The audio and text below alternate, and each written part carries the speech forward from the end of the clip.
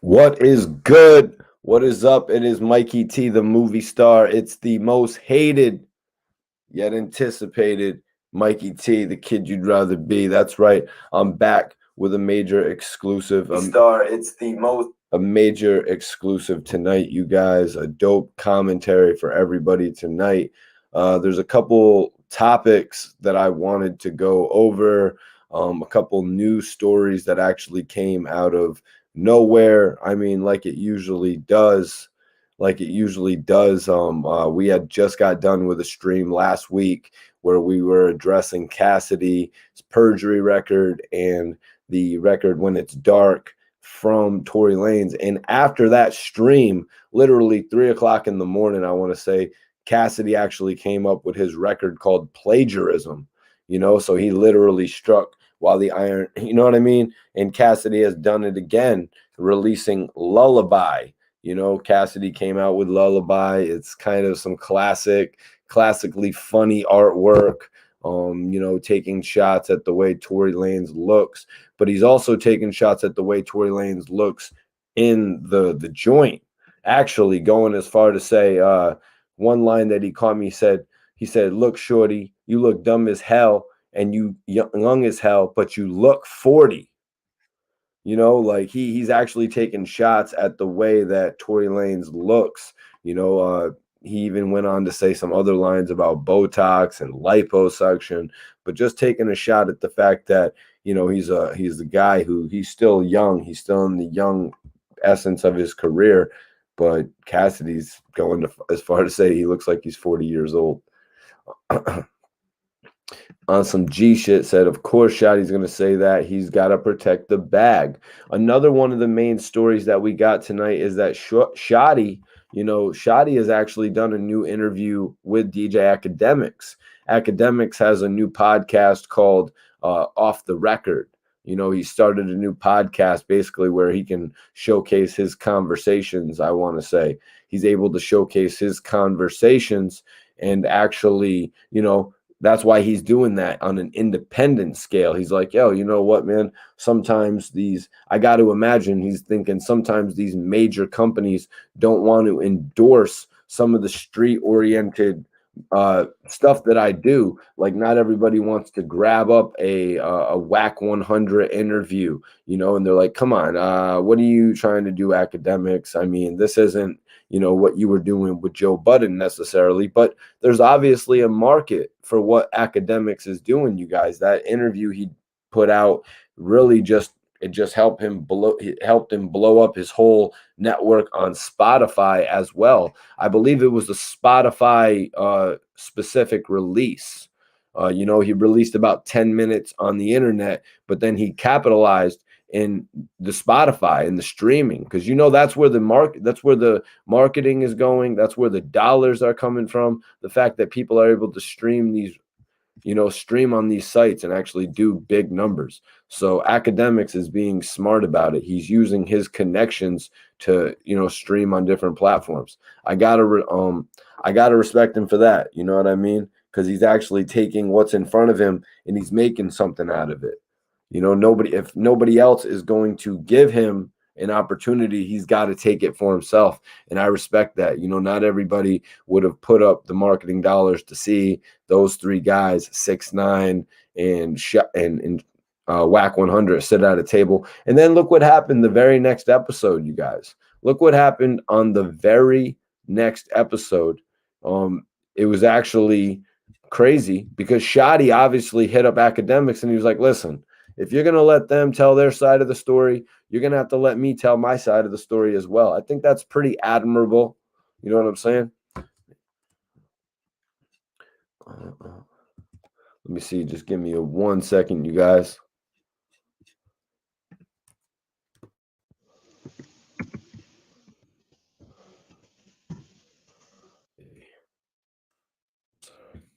Not bad.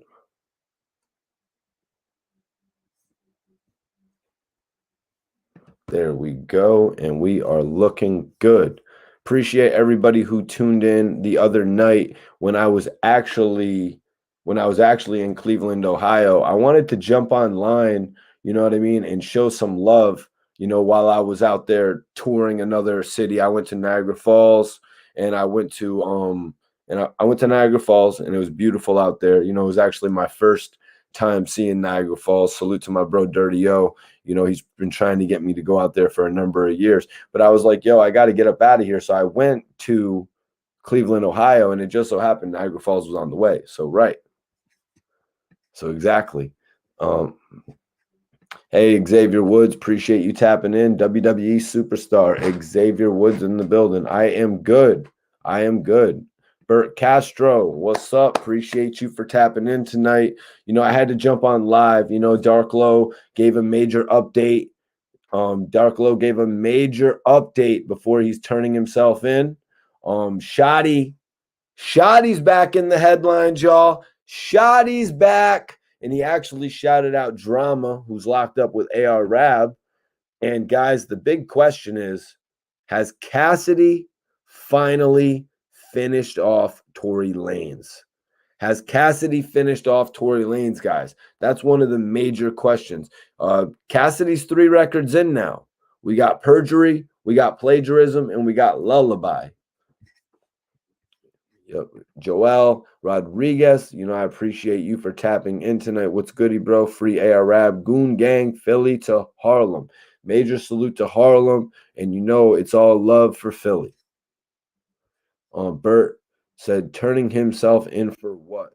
Well, Dark Low was actually sentenced earlier this month in August. Dark Low was sentenced, and now he's been ordered to turn himself in September.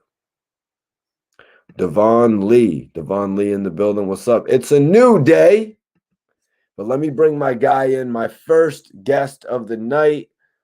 He's got an interesting perspective on Cassidy versus Tory Lanez. Let me bring in my guy, very rich, Maybach, young Dice.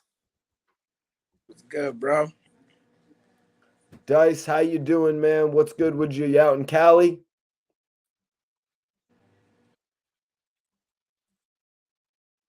Yep. I'm out in Cali, man. I'm LA. Dice, is your Wi-Fi turned on? Make sure your Wi-Fi. Should I cut it off? Yeah, cut it off. Yeah, you're freezing. Make sure your Wi-Fi is situated. We got Dice about to tap in with us. California is about to be in the building. You heard what I'm saying? But Devon Lee, I was just reading your joint.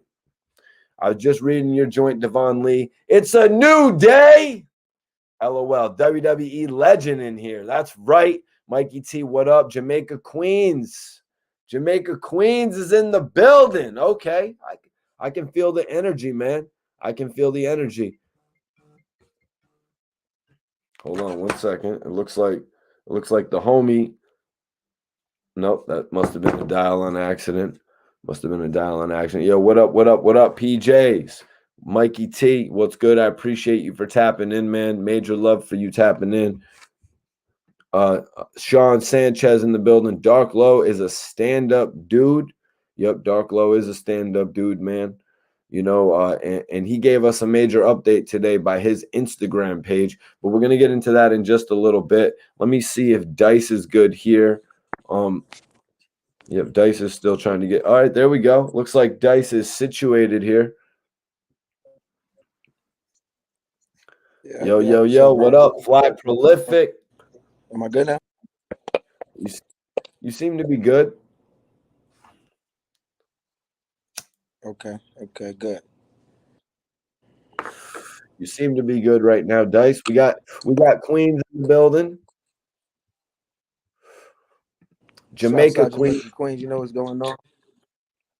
Jamaica Queens, to be exact. Devon Lee is in the building.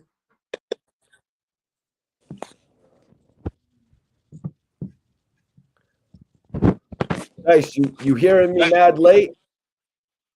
Nah, I'm hearing you. You on point. All right, cool.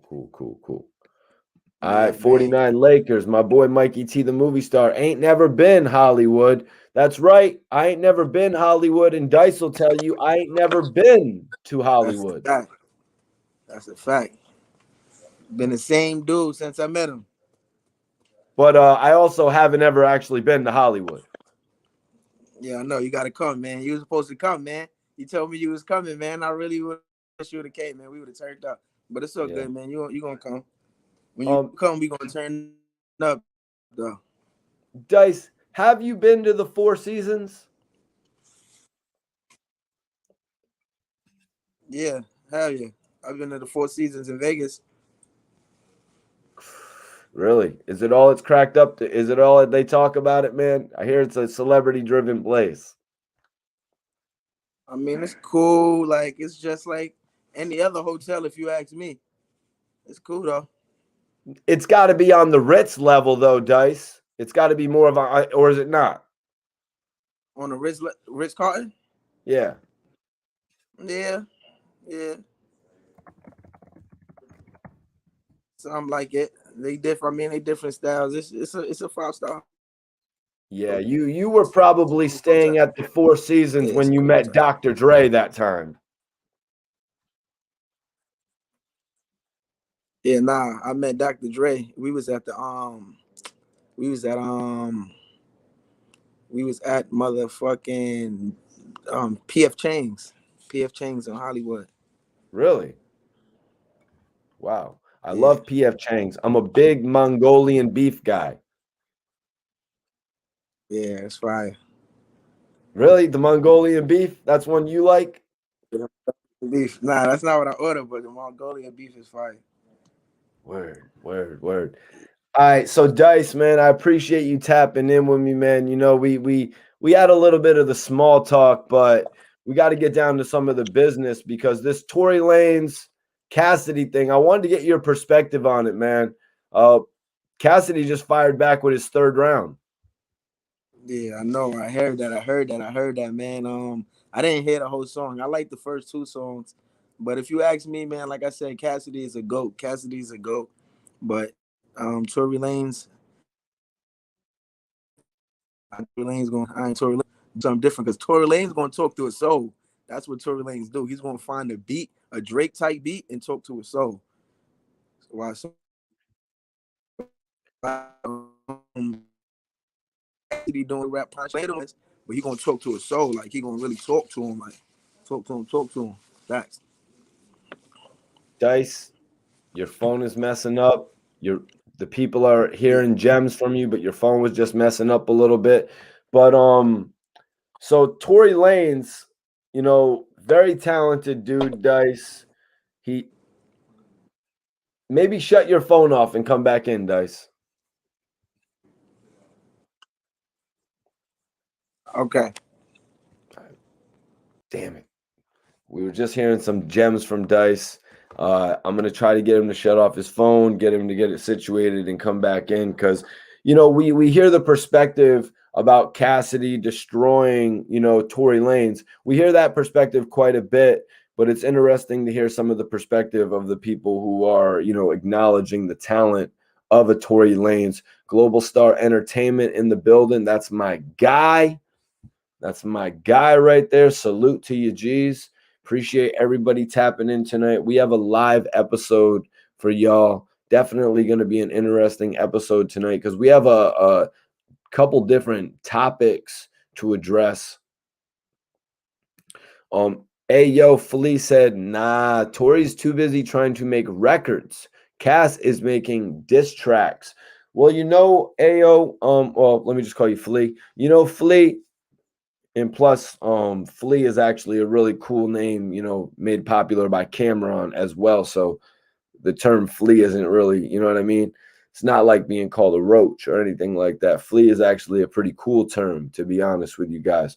But Cassidy with his most recent record, Lullaby, he had a bump to it. Cassidy with his most recent diss records, they've been on all the major platforms.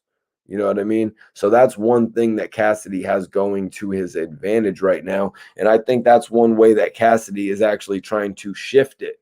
I think that's a way that Cassidy is actually trying to shift it right now with Lullaby. My homie was actually just telling me earlier, it has an interesting bop to it. You know what I mean? It's got a hook on it. Cassidy is thinking smart, you guys.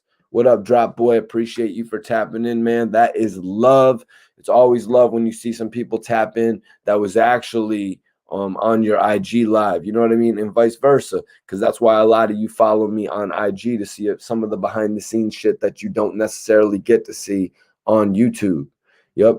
But yeah, Rosewood said he's going to join us earlier. He was just making a run to the store. I believe he was in the studio. Jose said Cassidy's going to come hard though, no matter the talent, which I can't take from Tory Lanez. But Cassidy is definitely a great one as well. Lyrically gifted 100%.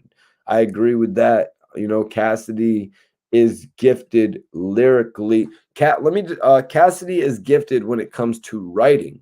I'm going to read some of the lyrics from Lullaby. And if you even just listen to the way that he formulates his lyrics and the way that he places his hook and what he does before his hook, he's a very talented writer. That's what he's got on his side. Mike, I used to enjoy your DVD days. Well, you know, I never actually got to drop the DVD that I was supposed to drop. I never actually got to drop the DVD that I was supposed to drop. Some of the people that had supposedly put out French Montana's Cocaine City DVD reached out to me and said, Mikey T, we want to put 10,000 Mikey T, the movie star, DVDs in the street. And I was like, oh, word? That's what you want to do? Let's do it. You know what I'm saying? They hit me up like that. What's good? What's good? Darnell says, of course. Cassidy is the punchline king. Cass snapped out. That's what he actually said in the record, too. We're going to go over all that. You know, Cassidy sort of snapped out of it. You know what I mean? Cassidy in the record said, yo, I was chilling. I was chilling before you started stealing. Maybe that wasn't the exact rhyme, you guys. Pardon me. But that's pretty much what he said. I was chilling before you was stealing, you know? But and then he also addressed the nature of getting work. Cassidy addressed the nature of actually being joined on a record by Tory Lanez. We're going to talk about all that shit. Goon Certified. Wow, Cassidy also brought that up. Goon Certified said, Cass and Tory need to throw the gloves on. Potential boxing, celebrity boxing, Cassidy versus Tory Lanez. I don't know, though, because my man just said Tory Lanez literally sold 1 million like that. But that shit was off like that. You know what I'm saying? That shit was actually off like that. What up, Amanda? Appreciate you for tapping in. You didn't miss nothing. Right now, we're sort of just doing an overall intro, going over a couple of the topics. My homie Dice tapped in for a second and basically said that Tory Lanez is very talented. This is pretty much the intro right now. The intro. And let me bring my guy Dice back in. Hopefully his situation is good and better. What up, bro? You a little it's a little stuttery. How I'm looking? I'm freezing. Well, I mean, it might get better in 1 second. Got to give it a second to warm up. Yeah, man. Would you turn the shit off, turn it back on?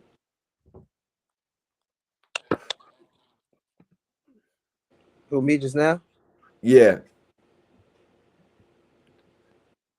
Yeah, yep. I got out of the thing and got back in. Yeah, the shit's just cutting off, lagging a little bit. Is it still lagging? Hold yeah. On. Chris said Move to around. me. Tell me when it's getting clear.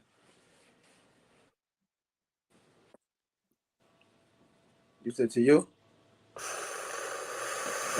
Oh, no, I was just reading a comment. I was just reading. Okay, Rosewood, you about to tap in a few? Yep. I'll let everybody know you was fitting to tap in, Rosewood.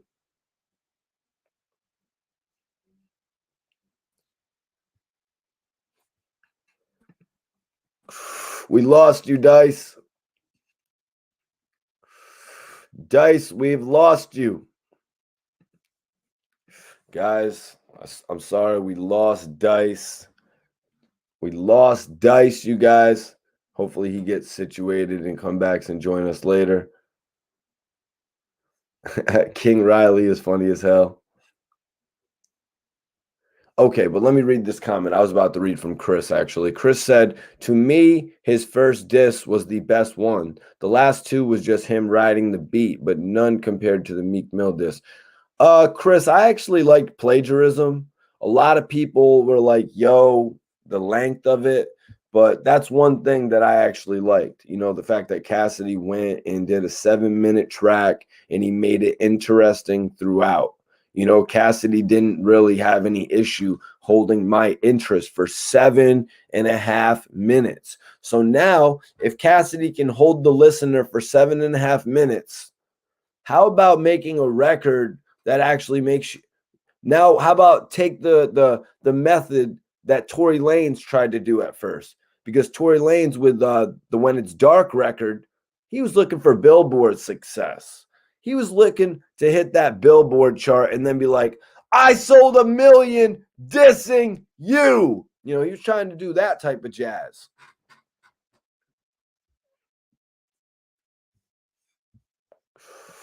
Now, I'm not sure if the record even debuted on the Billboard charts. You know what I'm saying? I'm not even sure if that record actually debuted on the Billboard charts. But Cassidy, I think with Lullaby is really trying to go another way, you guys.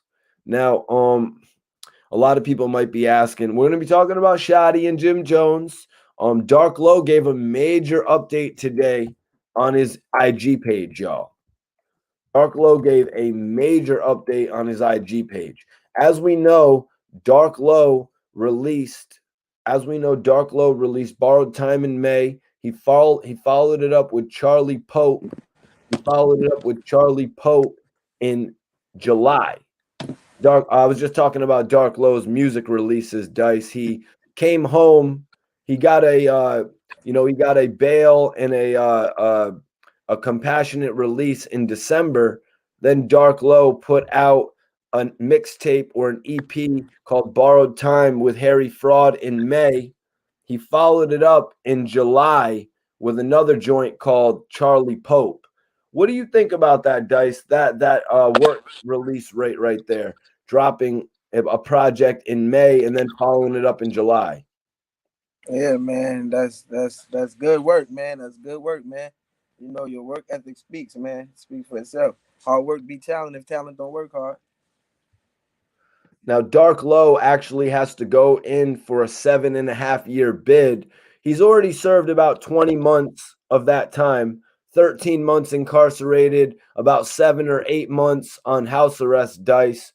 But Dark Low actually wrote on his IG today, he said, I'm safer in the projects. I'm more at home. Low and Don working. Knocked out another album. Dark Low has knocked out a whole nother album with V-Don. So at this point, Dice, like I said, the Charlie Pope is out. Now he's got another album with V-Don. He has an album with Havoc as well. Dark Low linked up with Mobb Deep Havoc. And then he has 2 other solo projects. So that's 4 new projects Dark Low has already prepared. Yeah, he's working, man. He's working, man. That's what's up, man. He's working. I gotta listen to some of them shits, man. Yeah, I think Borrowed Time is Dark Low's best work. I think Borrowed Time is Dark Low's best work, to be 100% honest with you. Yep. Let me see. And the good thing about those projects, yeah, you're lagging, bro. You're lagging. You were almost good.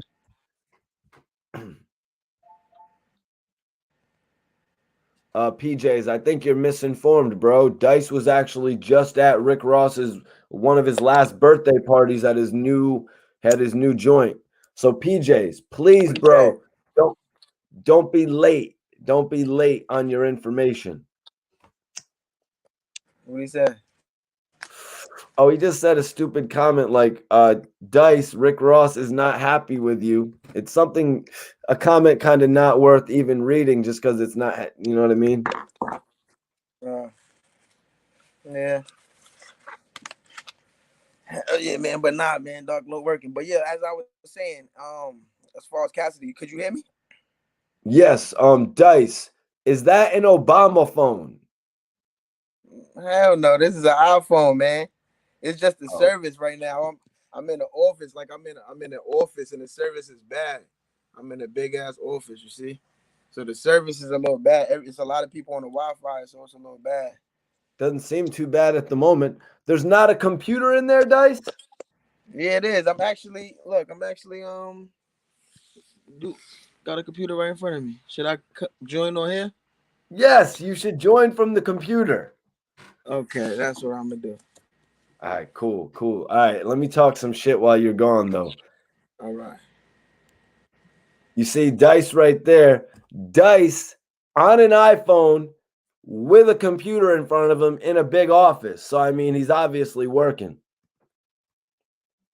Nah, but PJs, I didn't mean to call you out like that, but bro, like, like kind of like form the question a little bit better next time, bro. Like somebody's not happy with somebody. Like, I didn't even really want to read that question out of respect for you, bro. But also just keep up to date with things, man.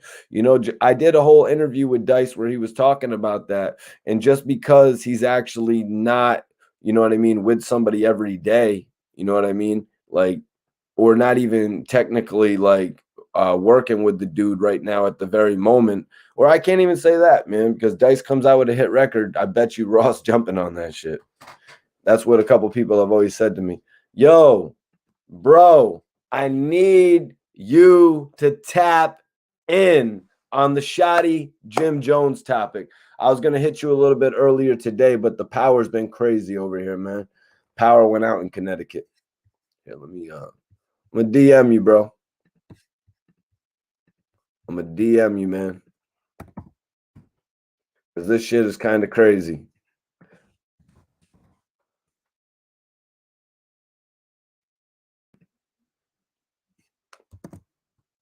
Yeah, I just hit your DM, bro. Brasco Jones. Yo, Brasco, hit my DM on Instagram, man. If you want to interview me, I'm actually taking a couple interviews. Dark Low just interviewed me.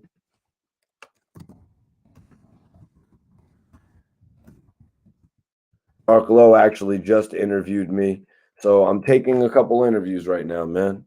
Just depending on a couple different things. You know what I'm saying? But I'm definitely taking a couple interviews right now. But all right. So the Dice wanted to jump back into the Tory Lanez topic. So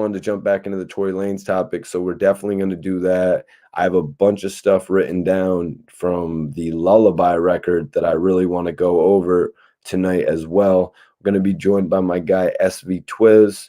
Hopefully Rosewood taps in as well. He said he would.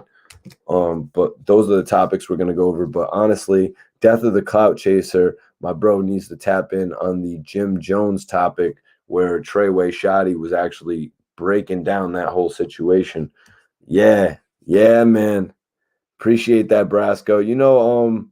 That interview right there, I was like, when he said he wanted to interview me, I was like, what?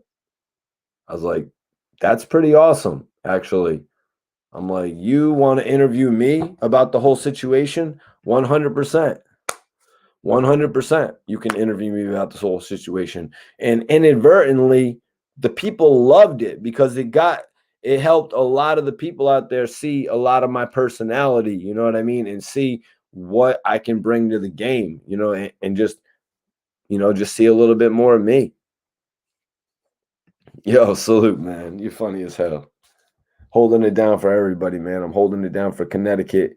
You know what I'm saying? I'm holding it down for everybody that's got a dream out there. Everybody that wants to be, make their situation better. That's who I'm holding it down for, man. You know what I'm saying? All you need is 365 days in a year. All you need is 24 hours in a day, and you got this shit. You know what I mean? You got to wake up. You got to be productive. You got to put a goal in front of yourself. You know what I'm saying? Goals don't just come overnight, though. You know what I'm saying? That's when the 365 days comes into it. You got to continue that dream every single day. Like I had a goal. I wanted my interviews to be on every single website every single week of the year.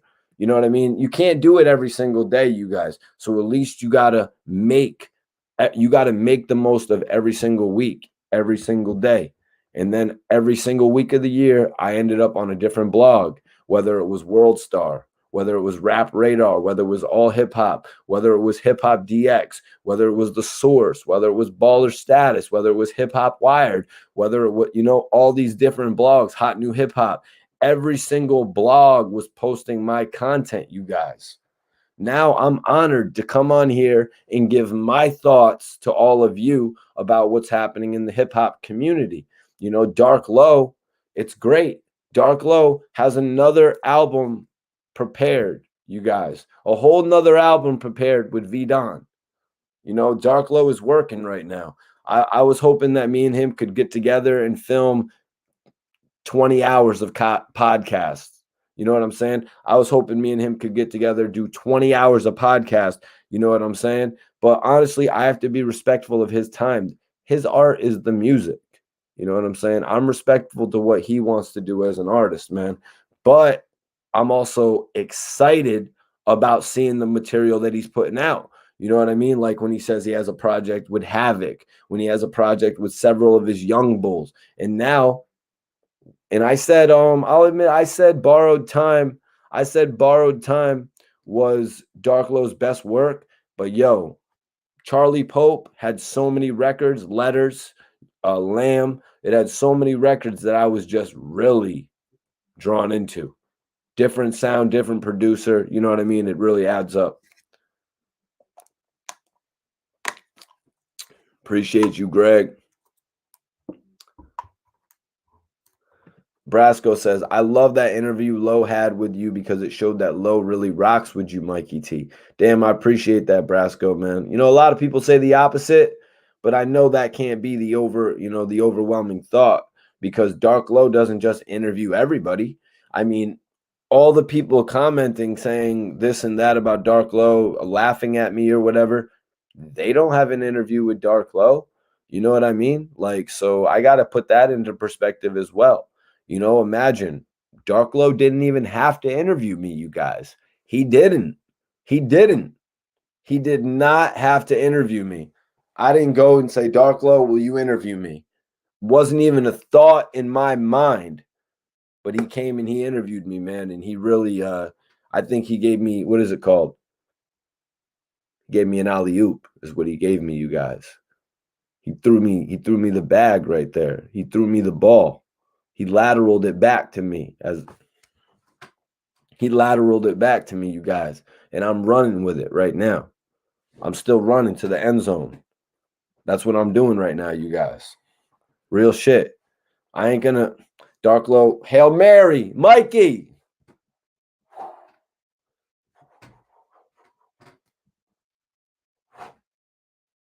That's what it is right now. Detroit in the house. What up? Salute Detroit.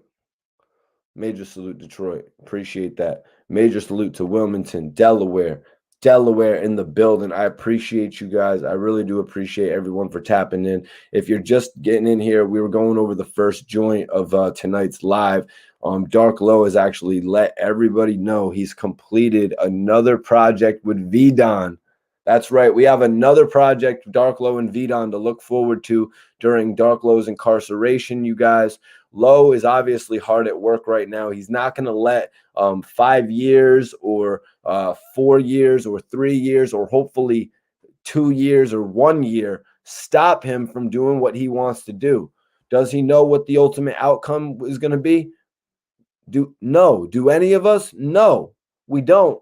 But it still doesn't stop us from working towards our goals. It doesn't stop us from working towards what we ultimately want to achieve. You know what I'm saying? So I really got to respect that, man. Major salute to the 313. Yonkers, what up? What up? Brick City, what's popping? You know, we got a couple different topics we got to talk on tonight, man. I'm just setting it off. You know, I'm really doing my intro thing, my intro monologue thing, man. We're here tonight. We're working, you guys. We're working, everybody. Ain't nobody could stop the momentum that we're building. You know what I'm saying? So Shotti did an interview with Akademiks. And, you know, it was interesting because I noticed Shotti had commented right after the first episode of Off the Record dropped.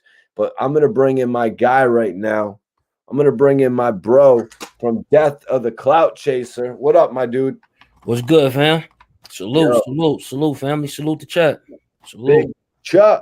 Big Chuck, what's popping? Man, I can't call it, fam. Well, I was just getting into it, man, because last week, 2 weeks ago, the first episode of Off the Record dropped with, Akademiks, 6ix9ine, Whack 100. I feel like this was, Akademiks saying, yo, I can do a show on my own with or without the major sponsors. I could bring in the money. Yeah, I think so too. Yeah, definitely. And he got a deal already. You got a Spotify deal. Yeah, exactly. He's like, you know what? We're gonna do this on Spotify because that's where the streaming equals the dollars right now. And sometimes a lot of these big corporations would probably be like, yo, we don't want some of these hardcore gangster guests that you really want to bring in. Yeah, they just gave Whack 100 a deal too. Yep. And look what happened right after his first interview that he did on Off the Record. Shotti made a comment, and now the whole new interview with Shotti on Off the Record. Mm-hmm. Shotti said it must be real. But yeah, man. So I think Akademiks is really onto something with this, you know, especially being able to get both perspectives in an unbiased manner. Yeah, you say who? What was that? What was the last thing you said? You said the what? I think Akademiks being able to have Shotti on his platform and have 6ix9ine on his platform, it really shows how big and unbiased his new joint could be. Oh yeah, that's true. That's definitely sending a message. So talk to me about the big story of this. I think Shotti basically clearing up Jim Jones's name out here because 6ix9ine is on a whole rant saying that Jim Jones is a rat. Yeah. So, I'm thinking like I'm thinking that, you know, 6ix9ine definitely brought it to people's attention. That's why people's, you know what I'm saying, they gravitated towards it because it was on their mind as well.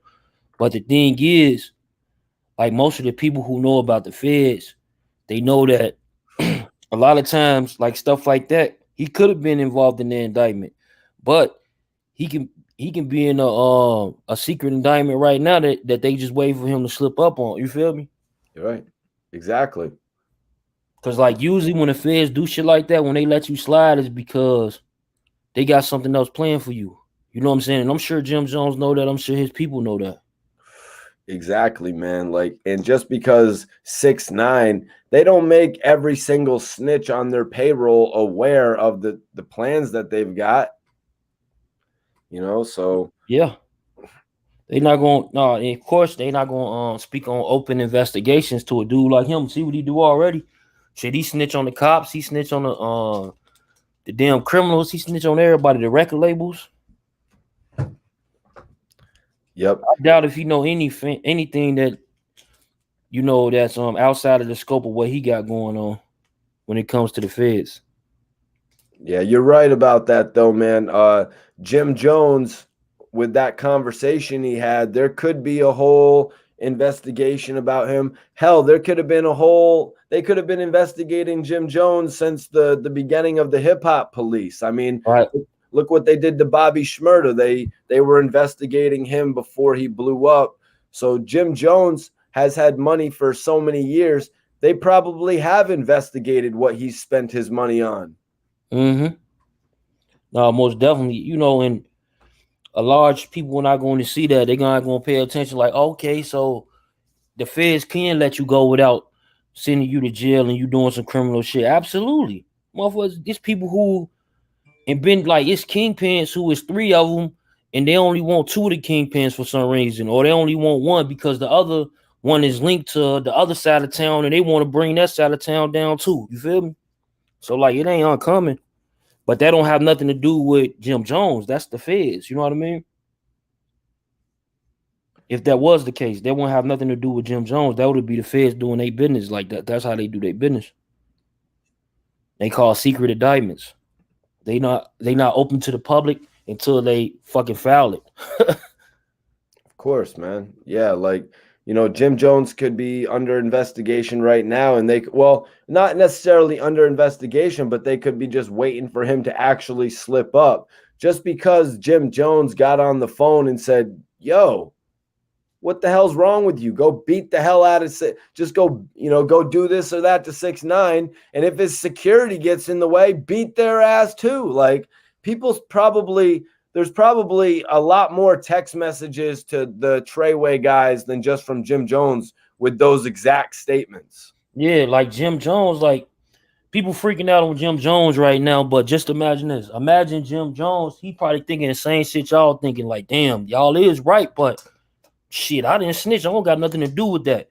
But his people already have been told him who, you know what I'm saying, who ain't had fair cases, like, man, bro, you must be on another case. You better be cool. Right. And it's bullshit. Big Chuck, it's bullshit. Death of the Clout Chaser in here right now. Big Chuck, everyone show my guy some love. It's bullshit because it's like, what? Does Jim Jones have to catch a federal indictment just to prove he's not a snitch? Like, let the man live his life. The dude doesn't have to partake in crazy ass activity. He's been on reality television. He's consistently getting reality TV deals. Yeah. Look what they just did on, the Locks versus Dipset. You know what I mean? Like, versus with millions of people watching. Like, get over it. Jim Jones was just telling some of his former street homies probably what he would have done if he was in the street. These street guys don't give a damn about no bodyguards, Chuck. Yeah, facts.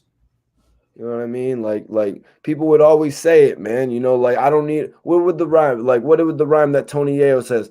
I don't need a big bodyguard. I got a pint-sized killer.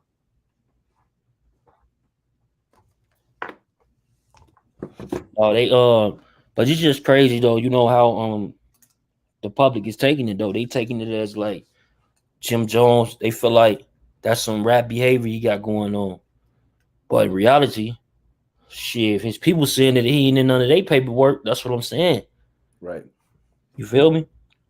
Yeah. That's what Shotti said. He was, Shotti was basically, co-signing Jim Jones and saying, yo, he's cool with us. Like, he's not a rat. But Shotti was also saying some other shit in there though, man. He was basically saying that 6ix9ine is unhappy with his new lifestyle, of having to hide and having no more money for bodyguards.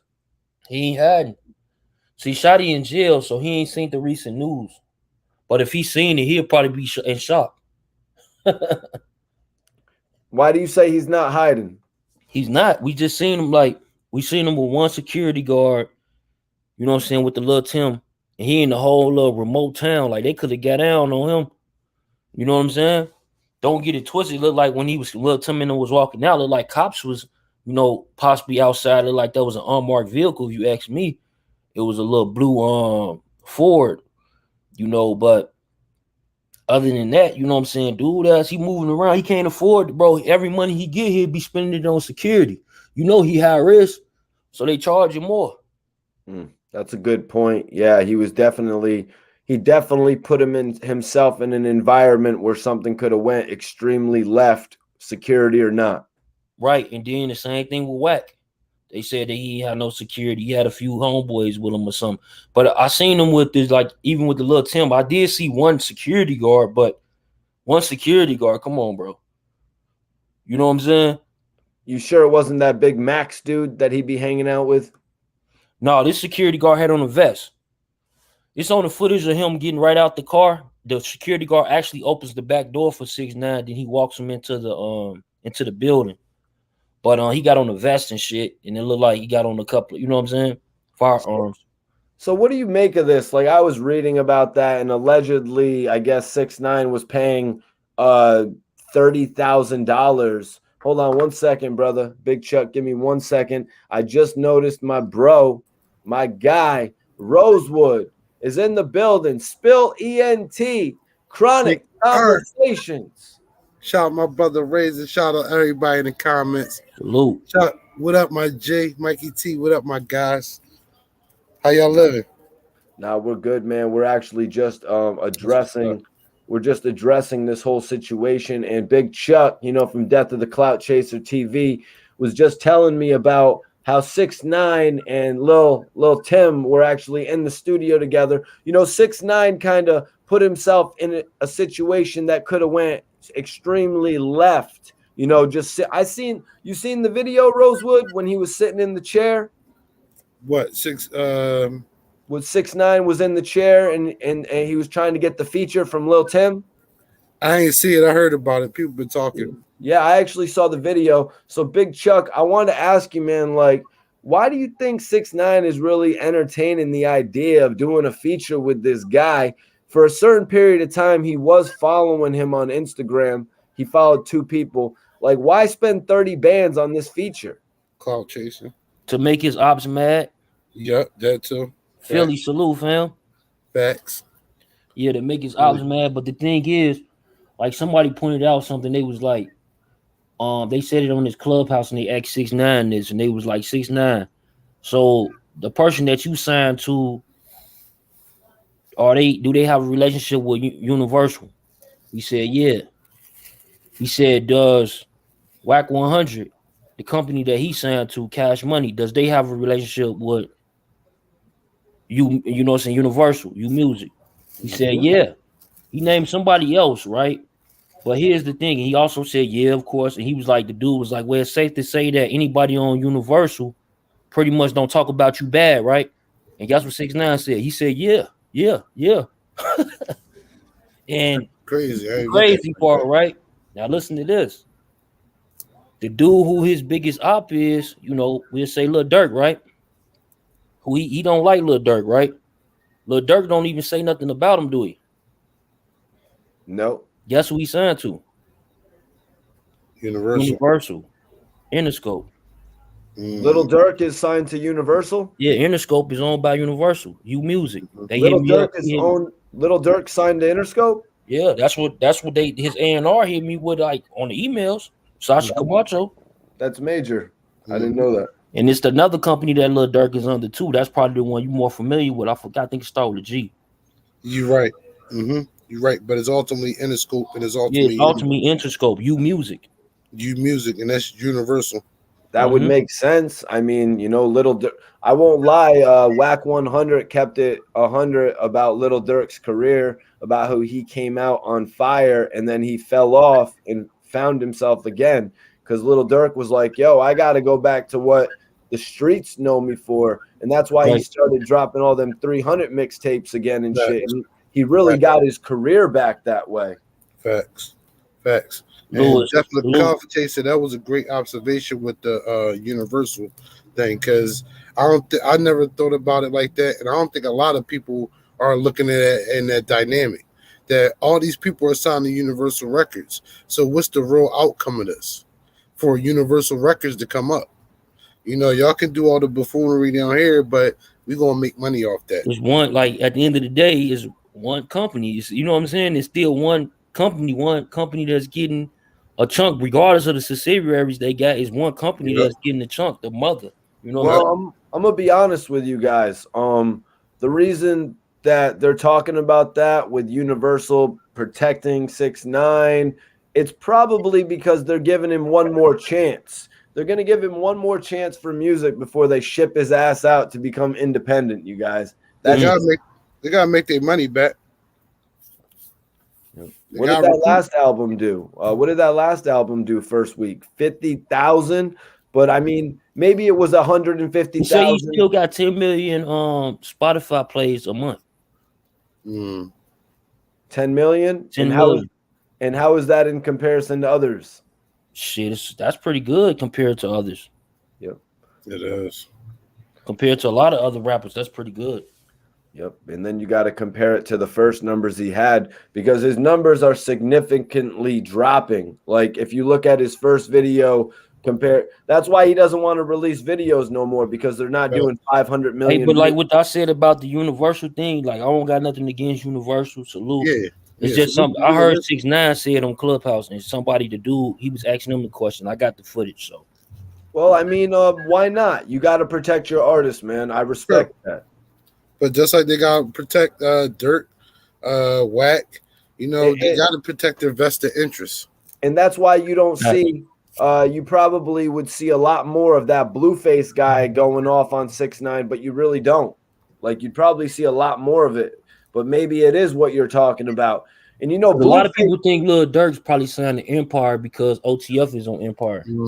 But that's not true. Lil Durk is a major artist. I don't think I was thinking that, man. I was not thinking that little. No, he was saying some people. He was saying some people. I don't think people do. A lot of people do, because it's like OTF is on the Empire. Right. Empire's a great label. You know what I mean? But the way that I talk up Lil Durk, like I look at Lil Durk really as the biggest artist right now, and that's, I mean, Meek is a really big artist. He just doesn't. I don't think he's releasing music. As what he said about Durk said about Meek? Nah. He said like they was like, "What's a dream feature?" And he was like, "People like Meek Mill." He was like, "You do," because they was like basically not a dream feature. They was like, "What type of feature will get you lit?" And he was like Meek Mill. He named like 3 other people. You know what I'm saying? He did the album with Lil Baby, which I think was major for his career. Yup, who will give you do a song with him to get you lit? Yeah, you know that album's almost platinum. I think it's got to be at like 800,000 by now. The last time I looked, it was almost 700,000 copies sold, and that was just a side project for Lil Baby. That was Lil Baby and them. That was already at 700. Yeah, I saw the last time I saw it was about 690. Oh, they probably do another one. Well, I was thinking like, you know, because Lil Baby's album, My Turn, I believe it had gone like triple platinum, you know? But for some reason it's not. Like the streets love it, but I don't think it's connecting with the concerts. Like the concert stuff, like when they go on tour together. Because it was questions about like, I don't know if they supposed to be doing another round, I think coming this September, right? Yeah, on a tour in September or something. But a lot of people were saying a lot of them dates wasn't sold out, but they probably sold out now. Hopefully, you saying that it's doing 700, 800. That shit got to match with ticket sales. Yeah, man. I think a lot of. Well, another thing with that was because of because of the pandemic going on and things rising back up during the tour dates, and the cities that they picked, they had higher rates in those cities. They only pick big cities. It seemed like too. They only pick like extreme cities. Like you don't see them hitting everywhere. Yeah, it wasn't like a full tour where you're going. Because Chicago wasn't even on there. Right. Chicago not even on there. Even with the state prop Dipset Locks, Joe, somebody put out a flyer, but Philly wasn't on there. Baltimore wasn't on there. So it's like we don't know what shows are going to be booked. The show scene is real. That's kind of weird though, bro. Because it's weird to me because like you said though, it's definitely something with the, you know what I'm saying, the spikes, but it's weird because like you know why people always shout out Chicago or they'll shout out Philly in their music and stuff like that? Because when they go on tour, they able to do like the arenas and stuff in these cities. Facts. Because we be supporting the artists, you feel me? So like when they come to Chicago, they don't gotta worry about doing it at the House of Blues. We can go get them an arena. We're gonna show up. But like they might go to LA, they only doing House of Blues. They might go, you know what I'm saying? No, and if people know venues, that's a smaller venue. Yeah, because you can sell out the Sixers arena.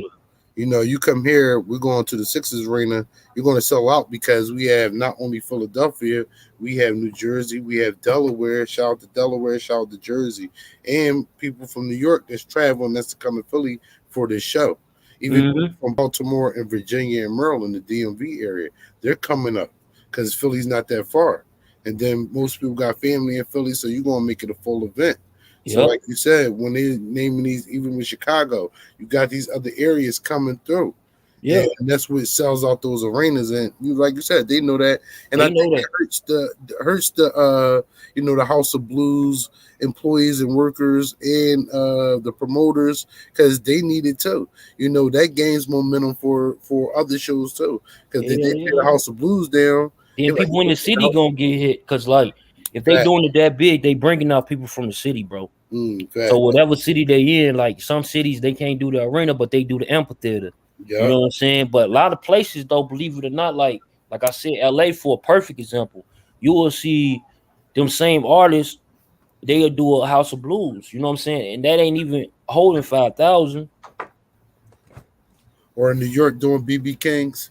So stuff like that. But Rosewood.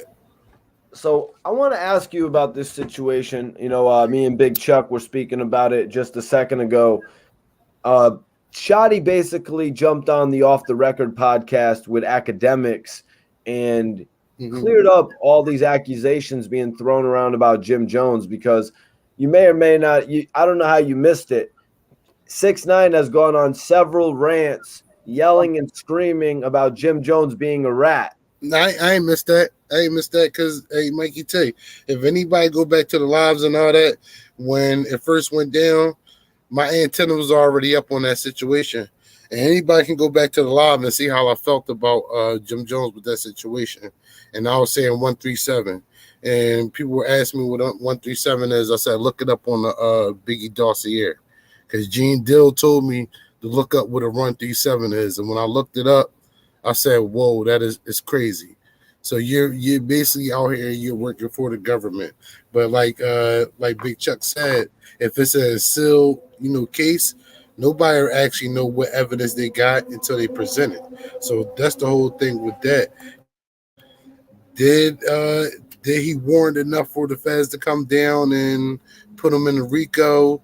We don't know. We don't know how much they had before that, if they had anything before that, or if they was investigating before that. We really don't know. We don't know what the circumstances is, but from a street dude point of view, it just don't look right for you to be on a wiretap giving orders out. And the thing is, it's not what he's saying, it's his position of power to get the order orchestrated. Yeah, conspiracy. That's the conspiracy. That's where my antennas went up. It wasn't about what he said, it's about the position and power that he has, the influence that he has, the money that he has. But this man agreeing with it, like, yeah, you're right. Like, guys, it's like influence. I mean, I'm just an outsider looking in, but from the way that I looked at it, Jim Jones had Mel Murda working with him on the Bird Gang project. He brought Mel Murda in. Mel Murda was below. He was below Max B. He was below Stack Bundles. He was even below No. He was right alongside No. You know what I'm saying? He brought him in.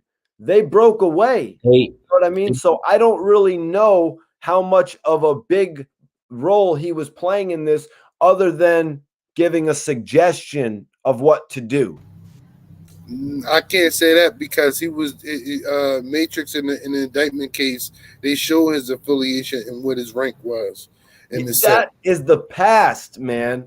They show they're like late. They're late. Blood in, blood out, Mikey T. Blood in, blood out.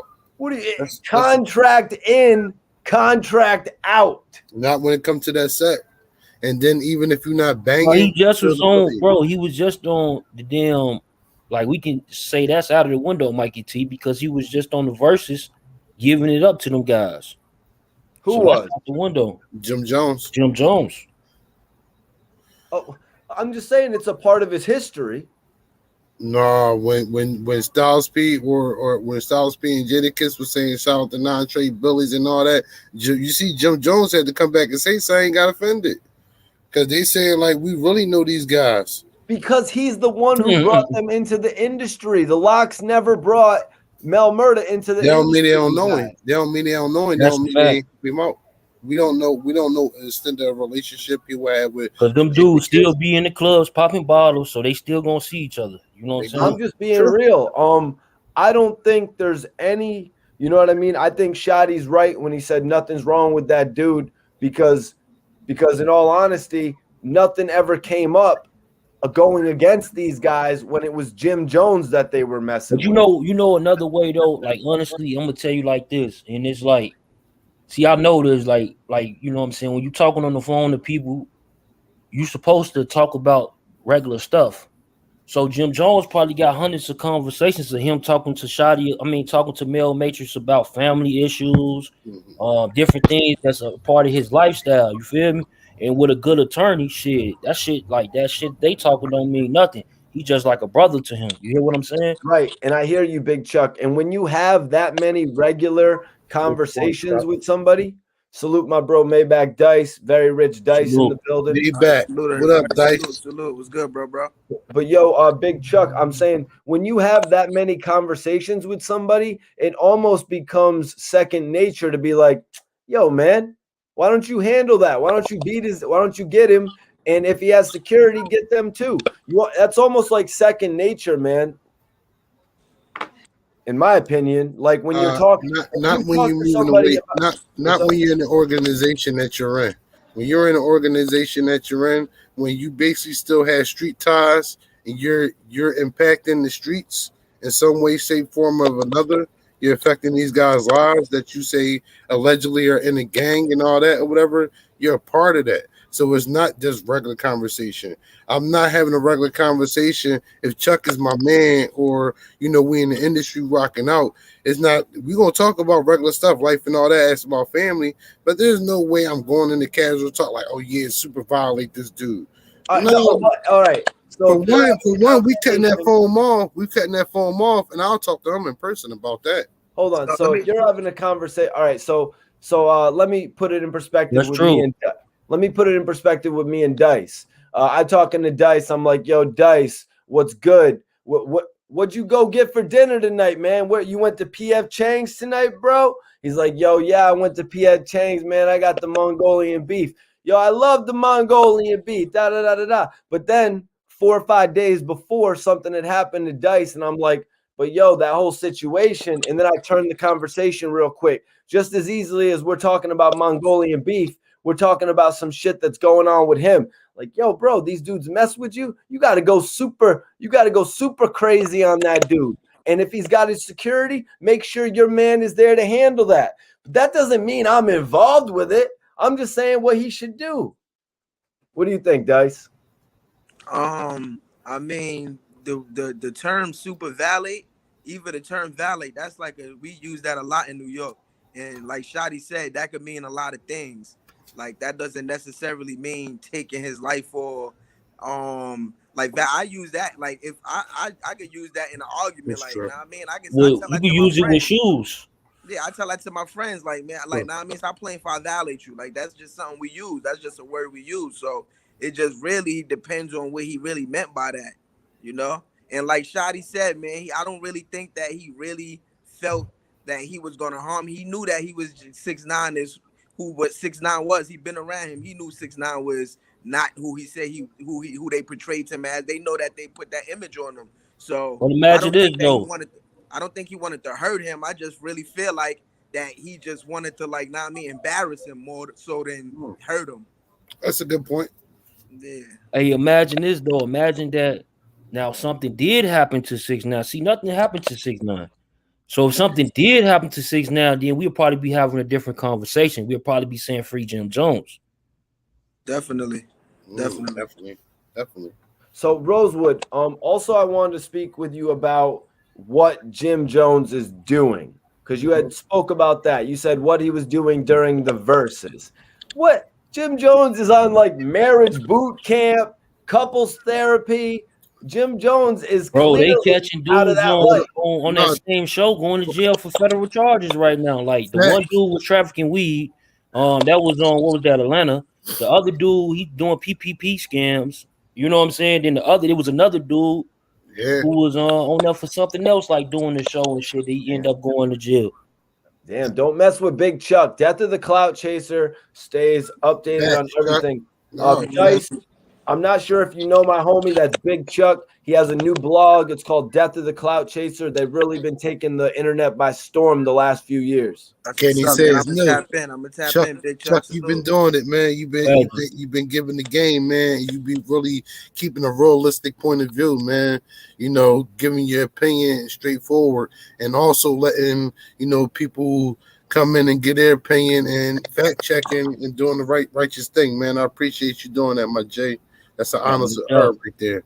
All right, so guys, let's get this. We're gonna go around the table on this one, but I want to get the New York perspective from Dice.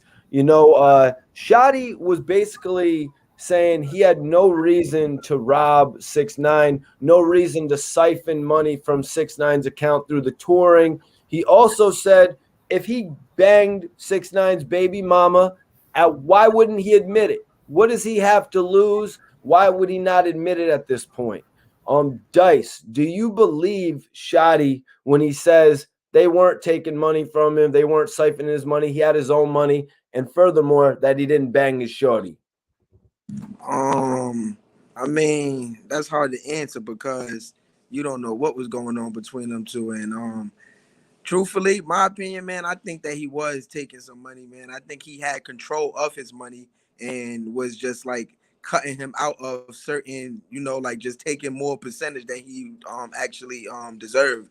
But as far as him, like, as far as him, like, yeah, like truthfully, yeah, that's what I believe that he was. I can't even sugarcoat that. I believe he was. You believe he was, but Dice, he said, why wouldn't I admit it if I was? Like, why wouldn't I just say I was? What do I got to be scared of? I mean, character, man, character. At the end of the day, he's in there and he just got to not saying he got to, like, I don't know if it's true. Like, that's what I'm saying. I don't know. But at the end of the day, a reason would be just your character. Right now you got the light. You got people talking about the situation and you telling your side of the story. So you just want to, correct your character. You want to have, that you just want to put a different light onto that story. I think that's a good answer right there. Yeah, it is a lot about character, especially the way other people think of you. They're like, oh, this is the type of dude who's going to run around and sleep with somebody's baby mama. He doesn't care about shit.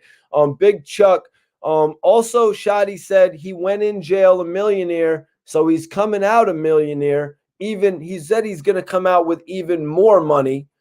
Do you think? Hell yeah, he probably invested some of that in Bitcoin. I know he did. Facts. Because if he was smart, any smart nigga would, like, man, fuck it, let me put 10 in Bitcoin at least a 10 ball. And back then, shit, he'll be up like a lot right now. I just should have invested. That shit was just at 36, I think. Yeah, weeks ago. Max at 48. Yeah, and Max at 48. So Bitcoin is one thing, but I'm pretty sure he invested a few moves. But listen, do I think that he had money before he got with him? Hell no. So, yeah, that part. So with that being said, everything else that he say after that is fraudulent to me. You feel me? I'm gonna keep it a buck with you, because like you can't give me a lie, then give me the truth. You gotta come with the whole truth. You feel me? Facts. So that's just how I rock. But you know what I mean? To each his own. You feel me? But far as him hitting his girl, possibly. You know what I'm saying? Like a lot of dudes, you know what I'm saying? Like they ain't hit females and they'll never admit it. You feel me? On their damn bed, they won't never admit it. Like, yeah, I hit her, man. I ain't gonna lie, bro. She was doing you bad, right? I hit her that one time. You was right. You was feeling it and shit, right? Yeah, I did. They ain't gonna admit that shit. So Rosewood, let me bring it over to you, man. Like I said, Shotti said I came in a millionaire. I'm gonna leave a millionaire. When I became a millionaire, he was mad. Why do you think Shotti, being dude's manager, why do you think he would get upset with Shotti or jealous, mad, whatever you want to call it, when the dude actually, excelled and became a millionaire? Now, I would go back to what Chuck was saying, that it might have been percentages that, Shotti might have been taking out extra. But you have to understand, too, that he was in a conflict between two groups in the same group.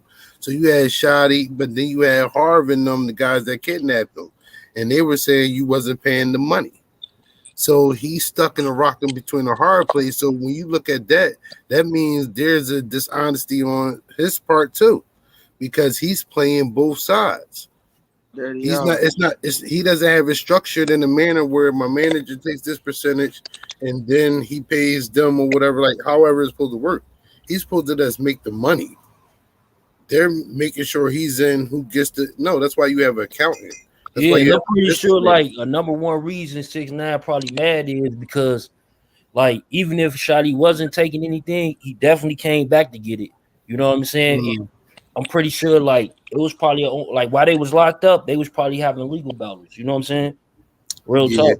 Where that money go and who gets this money, because you ain't finna, bro. That you talking millions, bro. It's a lawyer right now who will represent you for free.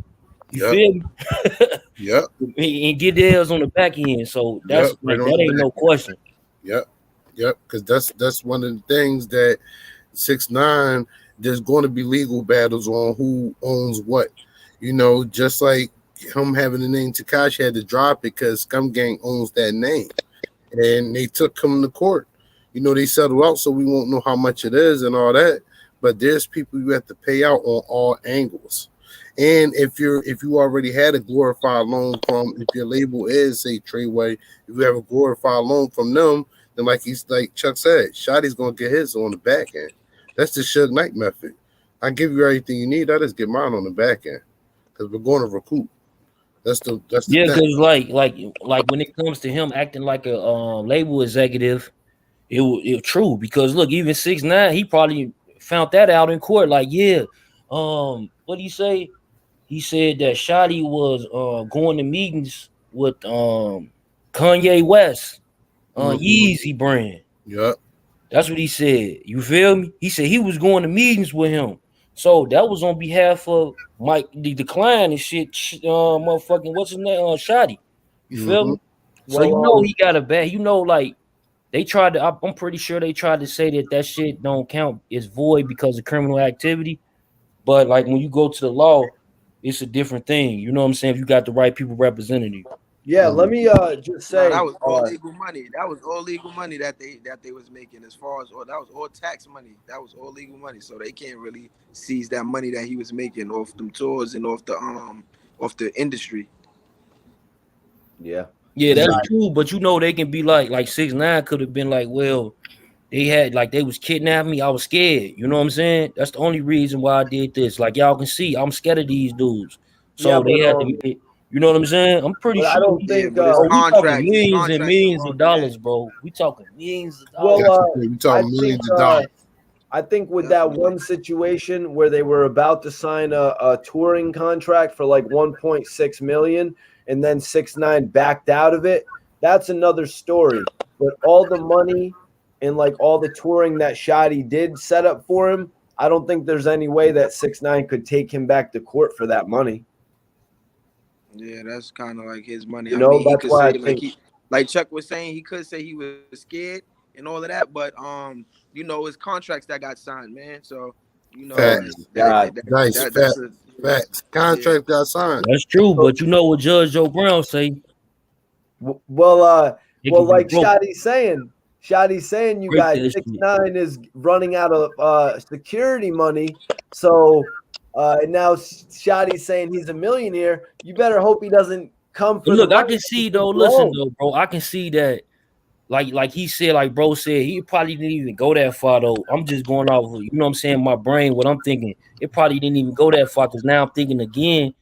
I'm sure Interscope would have said, "Listen, Shotti, we gonna get you right up out of here. He go 750,000 or he go XYZ. You know what I'm saying? He go 1.5, whatever the case may be." Sure. Hey man, y'all going to court, y'all got y'all own thing going on. We trying to nip this in the bud right here because we're talking millions of dollars. Now that might go. That not to cut you off. That might go into why Shotti was saying he went in a millionaire, he'll come out a millionaire. You know, because we don't know how much. You know, if a situation like that occurred, and we don't know if it's multiple situations like that where they say let's nip this in the butt and then we already know you got backup to go against this and file for the other cases to recoup the money on the back end. Because we always got to remember the money on the back end, songs being used in the future. Likenesses and things being in the future, and who owns these intellectual properties. That's the thing. If Shotti is on these intellectual properties, he's always going to get paid. So that's why I can see him saying, I went in a millionaire, or what Chuck was saying, and I can see him coming out being a millionaire from recouping all the things off of intellectual properties, from the name to the songs, whatever it may be, on those contracts, like Dice said. So another thing, before we jump off of this, I just wanted to say, Rosewood, 6ix9ine is good. And these lawyers, they're really good, Dice, Chuck. They're good in those courtrooms. I remember there was a producer that came up when he released Gooba, and 6ix9ine, and this producer, I guess, was from another country. 6ix9ine paid this guy out 100 racks in his own country's money, and that only equaled up to like 19,000 US or some shit like that. You know what I'm saying? He's working with some of the best lawyers that are going to protect his music. But I want to ask you, like, let me say, like, when you saying lawyers too, let me just like write this in with this. When you saying lawyers, it's crazy because they said that Shotti, did they not? I don't know. Let me check it with you, but I could have swore they said that Shotti lawyer was gonna be this like affiliated with the same lawyer that 50 Cent sent to him. I heard something like that. I didn't know if it came to fruition or not. No, he didn't. He denied. He denied 50 Cent lawyer. Okay. But I'm saying, no. That was 6ix9ine said that 50 tried to get him a lawyer. Yeah, 6ix9ine said that, but like during the situation when it first was happening, it was people saying that the lawyer, that the reason that 6ix9ine declined is because that lawyer works for Shotti and them too. Maybe I could be mistaken. Y'all get in the comments and let me know, man. Y'all get in the comments on that. What I was thinking about that. Had you heard that, Rosewood, as well? What I was thinking when I heard about 50 offering 6ix9ine a lawyer, I was like, you know what? If 6ix9ine wasn't gonna rat, he probably would have went with this 50 Cent option. What do you think, Rosewood? No, he would have. He would have. He would have went up. Yeah, he would have went up. Because 50's gonna give you one of the top lawyers, and 50 gonna make sure the career go. Now, Shotti's lawyer. Let me bring in our guy, the hood blogger, FV Twiz. Salute, fellas. Salute. Mikey, what's up? Big Chuck, brother. Honorable Earn, Bill. Hey, brother. Already know, man. You know our support, gang. Where's Dice? I just had the question for Dice. But anyways, yo, Twiz, I appreciate you joining us, man. We're actually you having me. Yo, we're just speaking on this whole shit with Shotti, 6ix9ine. You know, Shotti just did a new interview with Akademiks. Shotti did a new interview with Akademiks. What's good with you though, Twiz? Good, man. Good. Salute to you, Moss Music. You know what I'm saying? Once again, salute to Big Chuck, Mikey T, Honorable in the building, man. You know, this is a great another barbershop conversation right here. Y'all know how we carry it. Man, that's heavy right there. That Shotti conversation, man. You know, I listened to it, man, and I ain't gonna give too much of the take on it. I'll just let you, break it down how you want, Mikey, because I'm ready for it. Word. But I'm glad you joined us tonight, man.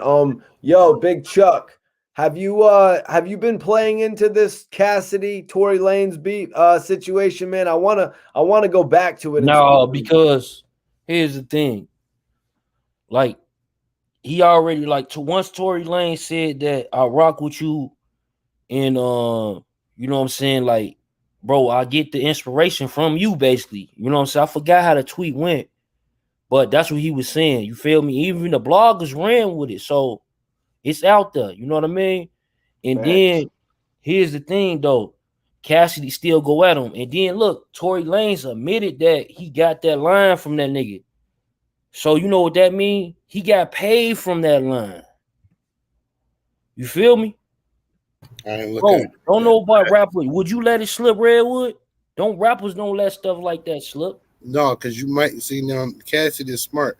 Cassidy would definitely have his lyrics copywritten. So no matter who uses it, if they use it in a public forum or whatever like that, then you're going to get paid. Now listen, he probably rock with his boy so much, like, man, I rock with you, bro. I want to see you win. Fuck it, we can do a battle, go against each other. You know, behind the scenes, it's just friendly, bro. You know, I'm trying to get you lit. You feel me? That's how I'm thinking of it. So, Chuck, I want to get your take on this line because it caught me at the end of the new Lullaby joint where Cassidy said, you got hits, but this is going to go like this Dipset and the Lock shit. What do you think about that aspect of it, man? What a lot of people didn't think, you know, the Locks was going to have a chance because of all the hits that the Dipset possessed. Same with Cassidy and Tory Lanez, though. A lot of people think Tory Lanez is a lot more relevant than Cassidy, so they think he's going to win. In a scenario like that, once you put yourself against that rapper, you both become equally relevant. You know what I mean? So like once he agrees to something like that, you become equally relevant. Because clearly, if you saying stuff against him, you saying that he's a worthy opponent. But that goes when I go back to saying that I can see these boys behind the scenes, you know what I'm saying, making it happen. You feel me? Thanks. And I dig it. And I salute Tory Lanez for bringing it back, real hip hop shit. Cause like Cassidy, I remember the LimeWire days. You know what I'm saying? Like I hear the audios that y'all heard in Philly, nigga. You know what I'm saying?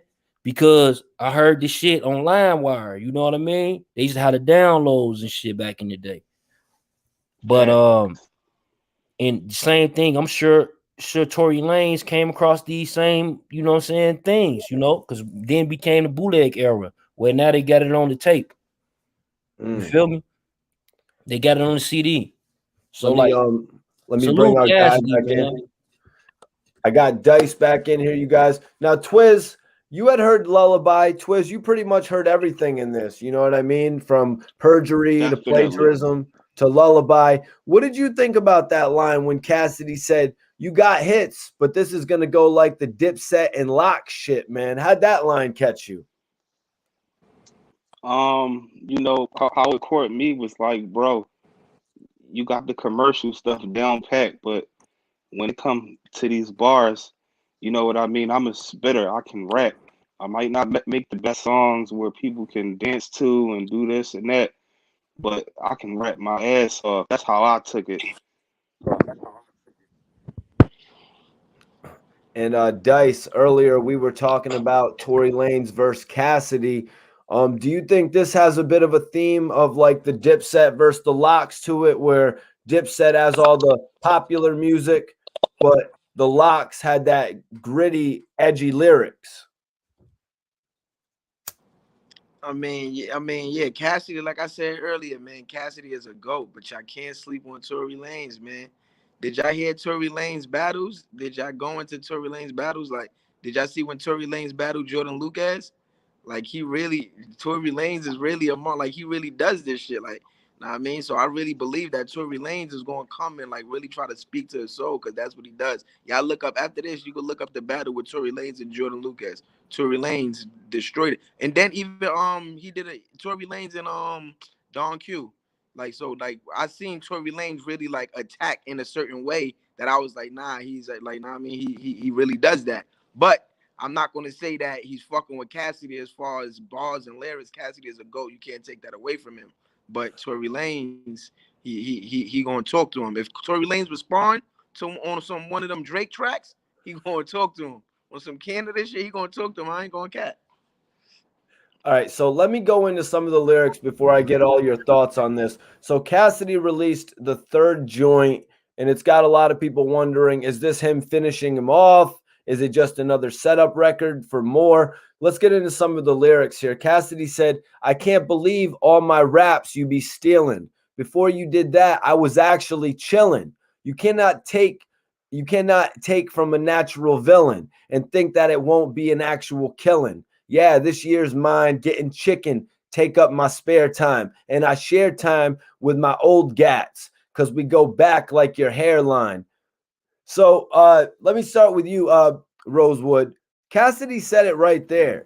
He said, I was actually chilling before all my raps that you be stealing. He was kicked up, enjoying his status as a legend. What do you think about him coming with those bars, Rosewood?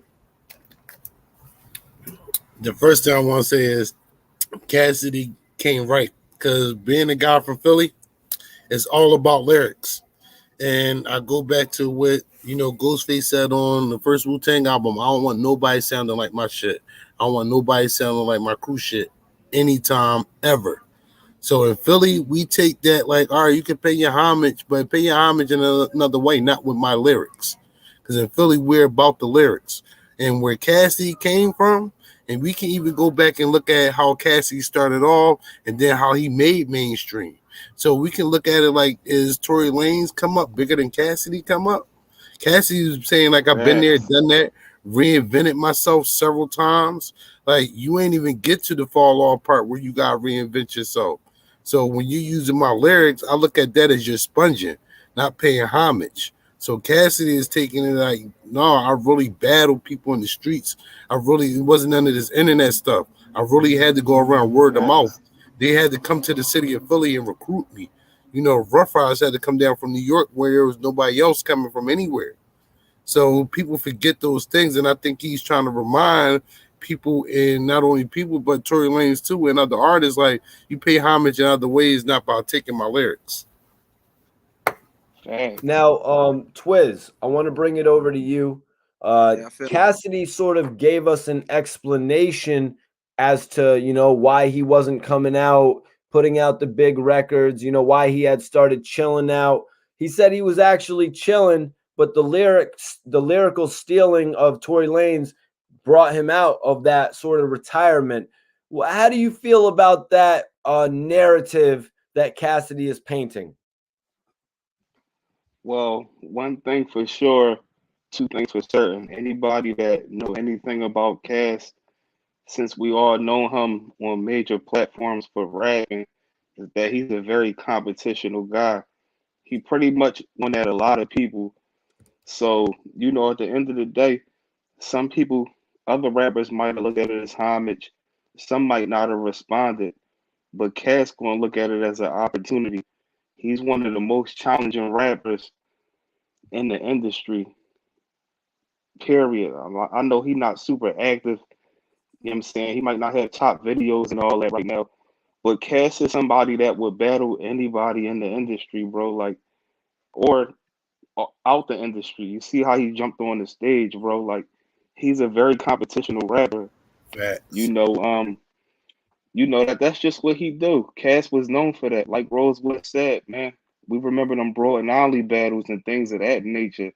And shout out to everybody in the chat. And I just want y'all to know, we not discrediting Tory Lanez.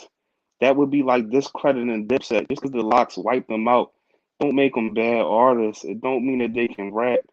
But it's different levels when it comes to like battle rap and things of that nature.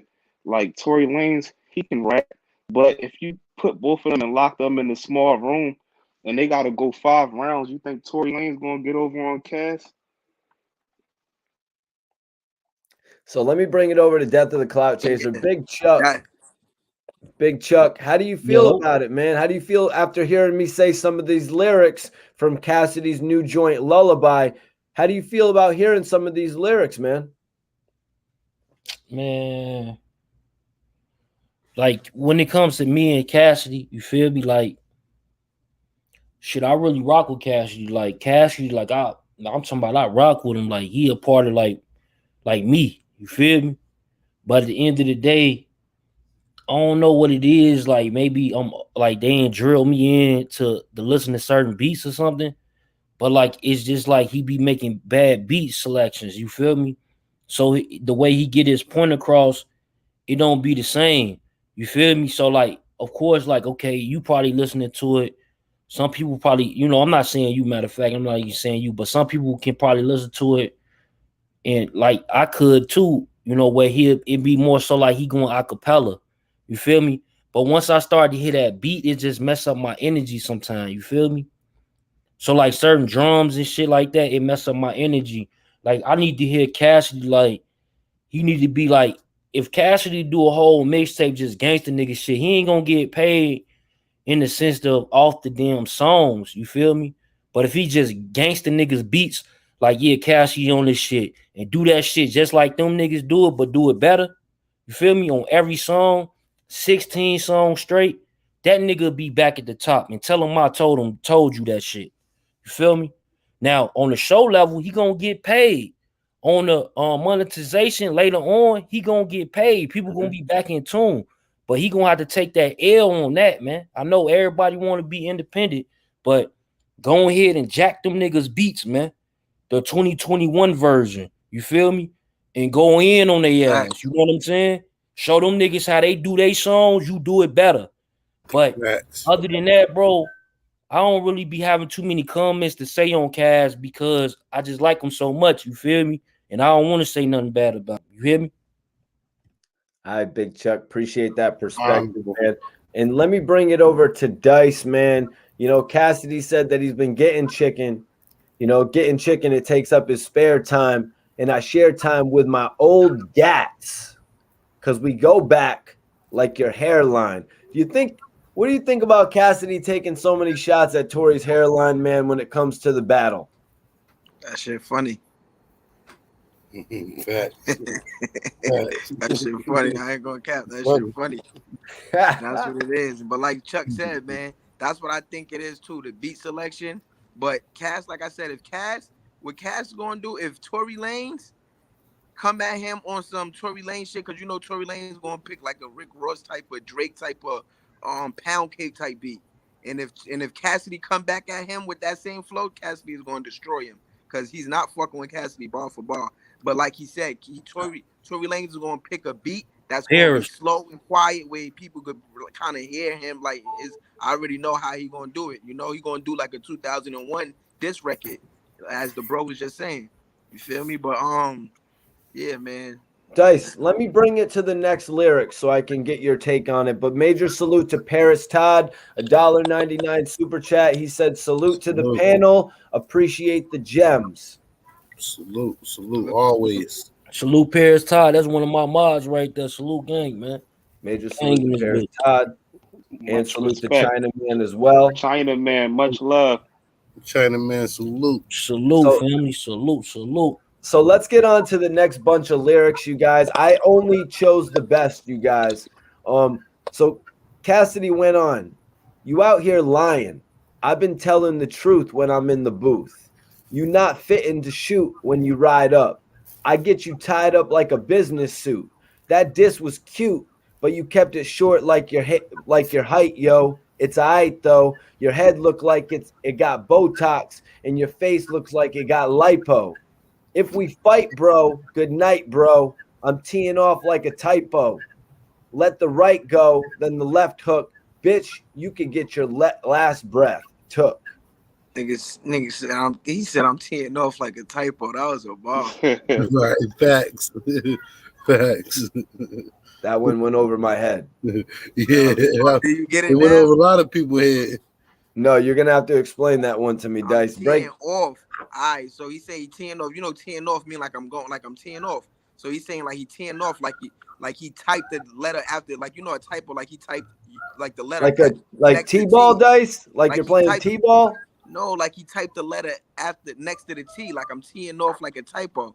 Now I mean, like he made a mistake. He tried to type a T, but he made a mistake and typed the next letter like you typing too fast, you know, like a typo. So he said he's teeing off like a typo. That was fire. Wow. Yeah, wow, man. That shit is fire.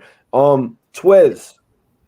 Cassidy addressed it. He addressed the diss that Tory Lanez said at him. He said that diss was cute, but you kept it short like your height, yo.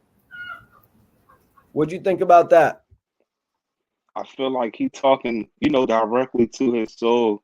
Like, you know, like I said before when we spoke on Tory Lanez diss, Tory only gave him like a few bars on the second verse. Most of the song, like, it was just like a regular song where, you know, he was talking about how good life is and, you know, this and that. I got this and that going on.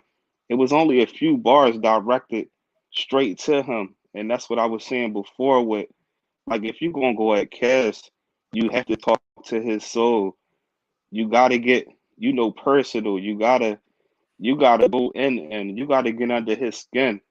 You know And what I then mean? nigga, And I, if he go to a battle with him though, I don't mean to cut you off. I want you to finish too, gang. But like, hmm if he go into a battle with him, just me thinking, just like really quickly, it's like Tory Lanez. All he got to do is go get with Loaded Lux and pay him for them bars. Woo! yeah, he Nah, could. but you know what's crazy though? Because Tory Lanez ain't dated, he didn't respond yet. That was just a record that he just mentioned him in. Like I seen, like I said, like I follow Tory Lanez, and as far as like with him and his diss records, he didn't hmm respond yet. If he do respond, that's the type of response he gonna do. Like he's like a Pusha T type of responding rapper, like know what I mean?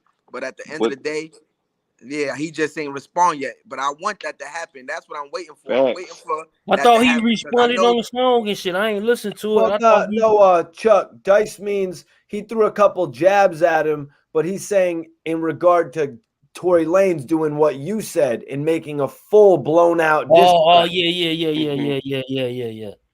Yeah. Facts.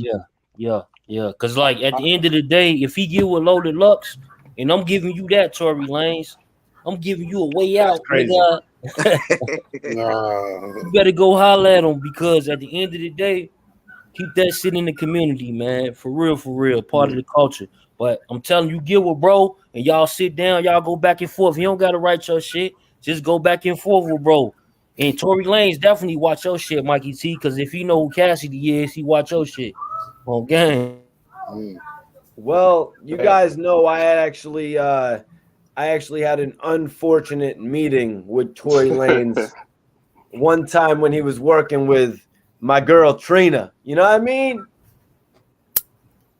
It is. Sometimes, Talk that shit, Mikey T. you know, I mean, Dice, were you there that one time we ran into Tory Lanez in Miami at Circle House in studio in Circle Village?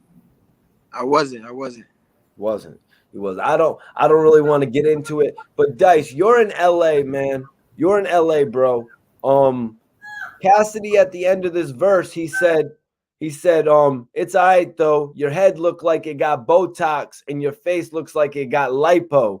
Is this a really big thing in LA? Dude, do the dudes be getting a lot of lipo or Botox in their face? I mean, not that I know of, man. Everybody going to Miami to get surgery now. But yeah, you're gonna see a lot of females definitely with their face done.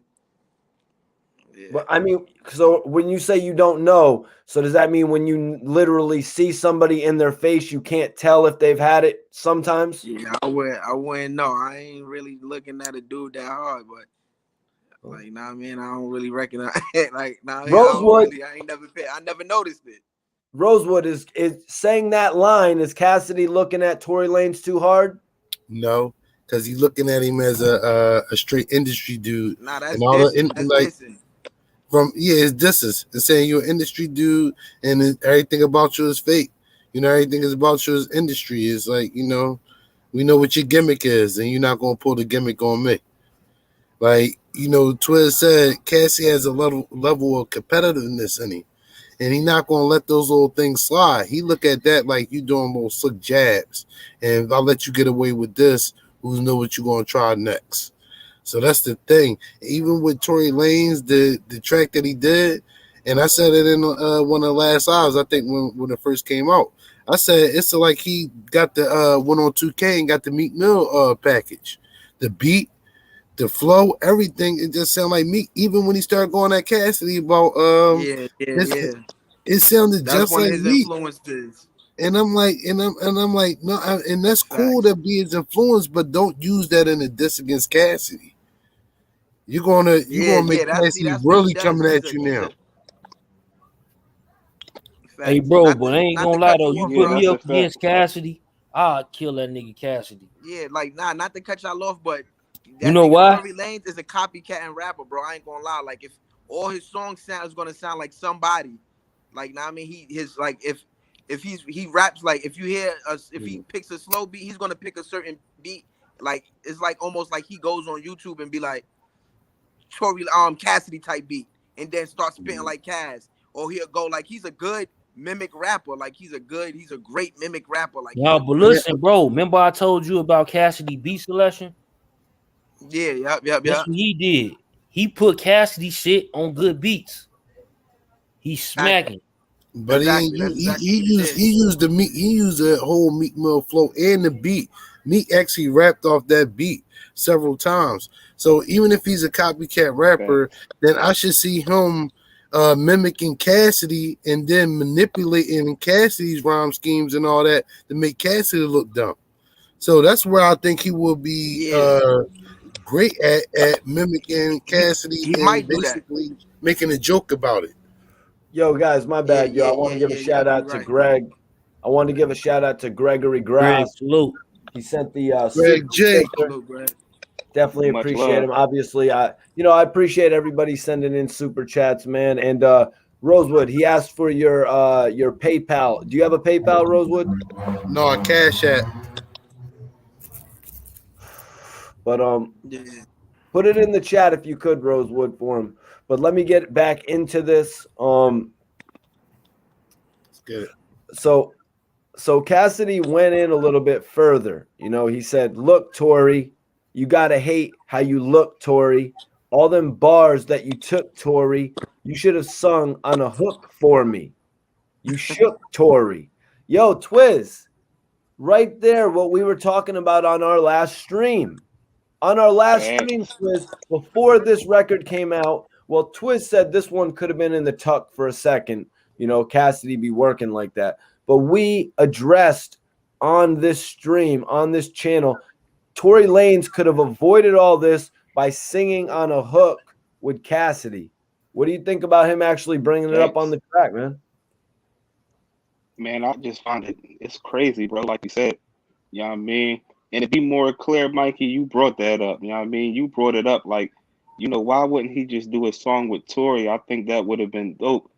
You know what I mean? And also Rosewood said, you know what I'm saying? Like, if you got respect for somebody, why not work with him? And how those bars was delivered at that time on the Funk Fletcher John, it just seemed like he was trying to sneak them bars in. We saw it done by other rappers in the past where they get exposed, even URL battle rappers, where they be like, yo, this dude took this, you know what I'm saying? Like, it really don't add up, man. People would rather go about things different ways, man. It would have been great to have them to on the track, you know what I mean? But who knows? I just feel like when these artists are signed, they so busy thinking about what are they benefiting from it, as though doing it for the face of hip hop. And that's where a lot of things come on, like where you might see a new artist that came out, and then you got artists that's popping. It might be like Drake and Nicki Minaj, and they doing the feature with them, within them being signed for like 4 or 5 months. Where's artists that been out for years and they had never have a feature with them if they not the thing popping right there. So I feel like it would have been good for hip hop, but it never happened. Can I add one thing, Mikey T? Not to cut you off. Hey, Twiz, and I don't like that. Let's add on to what you're saying about that. A lot of Philly rappers and musicians, period, always feel that people come from outside and sponge off Philly influences and then put it in their music, and we never get the credit for it. It's a long history of that. So Cassidy isn't jumping out the window. People from not in Philadelphia won't see it like that, but in Philadelphia, we know there's a long list of artists that got this stuff plagiarized and didn't get any credit for it at all. And we've seen this type of action before. These, not to sneak this, but slide it in there gradually. I just want to put that in there, that it's a long history of that on Philadelphia artists. So I wanted to bring it over to you, Big Chuck. I wanted to get your opinion on that right there, what Cassidy said. I want to get your take on, he said, "Look, Tory, you got to hate how you look, Tory. All them bars that you took, Tory, you should have sung a hook for me." I want to know, do you think Tory Lanez working with Cassidy could have helped avoid this whole thing? You talking to me, bro? Yeah, Big Chuck, talking to you. Hey, listen, I already told you the play already, bro. You keep bringing it back up. I guess you want to hear it, right? Oh, you talking about Loaded Lux? No, no, not that. That in order for him to use them lyrics, and he damn sure admitted to it that he used them lyrics. I'm getting paid. He getting paid. Cassidy getting paid. So, like I said, and not to mention when Cassidy first called him out, he said, "Yo, Cassidy, I respect you." That was to me for the play for the overlay. Like, we need to get Cassidy back on top. Real talk. Because I need to be competing with songs with niggas like Cassidy. He probably telling Cassidy the same thing I just said. It's the beat, bro. It's the beat. It ain't you. It's the beat. It ain't you, bro. It's the beat. It ain't you. It's the beat. He got a good point. He got a good point with that, Mikey T. When he says I mean, judging from what he's saying, it's like, you know, they started this beef back in 2017. So that is when a record would have actually happened, back in 2017, when the level of respect was still there. At this point, it's like, yo, there's more money, there's more marketability in us actually going at each other online. That's what it kind of seems like to me. Dice, what's your perspective on that? They started the beef in 2017. Well, yeah, kind of. They started going back and that's when Tory Lanez first used some of Cassidy's bars. I didn't know that. So it was before the Hot 97 freestyle. No, that's when the Hot 97 freestyle was in 2017. But he just went up there and did another freestyle and took Cassidy bars. Yeah, the first one was in 2017. Oh, so we did we did a live about it. Oh, in 2017, Tory Lanez actually. Tory Lanez is a fan at this point, man, and I could really see why Cassidy would be mad. Like, I'll be mad. Anybody would be mad. Like, well, Dice. Tory Lanez actually shouted Cassidy out on Hot 97 on with Funk Flex, whatever. He was like, I feel you though, but you trying to take my bars though and make it seem like that's yours though. Like, I mean, it's just Facts. You as a rapper, it's like a slap in the face. You know, Facts. Like nice. Word. No, I've seen that. I just seen that in the movie. I watched the movie about Aretha Franklin. She had actually performed a song in front of a major celebrity, like this a friend of her family that was a major like singer, and she performed the song right in front of her. And the woman, as she started to perform, the woman kicked over her table and was like, "Don't you ever perform the Queen's song in front of her, you dumb bitch." You know what I mean? So I guess I could kind of see what you're saying, but I just don't understand why these guys started going so ape shit at one another when Tory Lanez gave Cassidy the credit in the first place. But one thing, I didn't mean to cut you off, guys. What were you saying? Like one thing we also gotta remember is that Cass is very, very smart, bro. Like, he went to like the smartest school in Philly, bro. So he looked into the science of things. He could be sitting back like, was that shout out like a rub in his face? Because you got people out there to be like, man, I rapped your verse better than you. It could go any angle. You know what I mean? Like, I did it better than you did. You know what I mean? And a lot of times it's like egos and things involved in that. So for him to do it a second time, he like, bro, you shouting me out. You won't even connect with me for business at the end of the day, bro. If you feeling me like that, it's something you should be able to throw my bars in on a song that we got together or something like that. You know what I mean? Because that's been done before with artists, where an artist will pretty much like pay homage to that person and throw a bar or two of the person that they rapping with on that feature.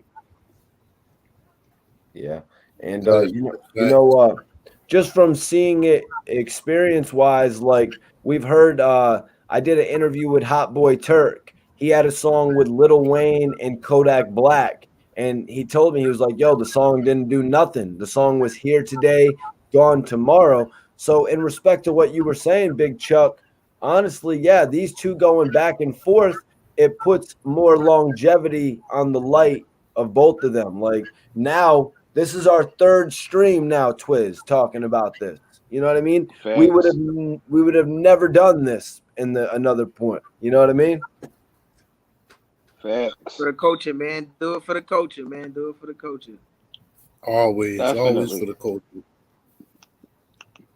But let me see what I got here next. Appreciate you tapping back in with us, Big Chuck.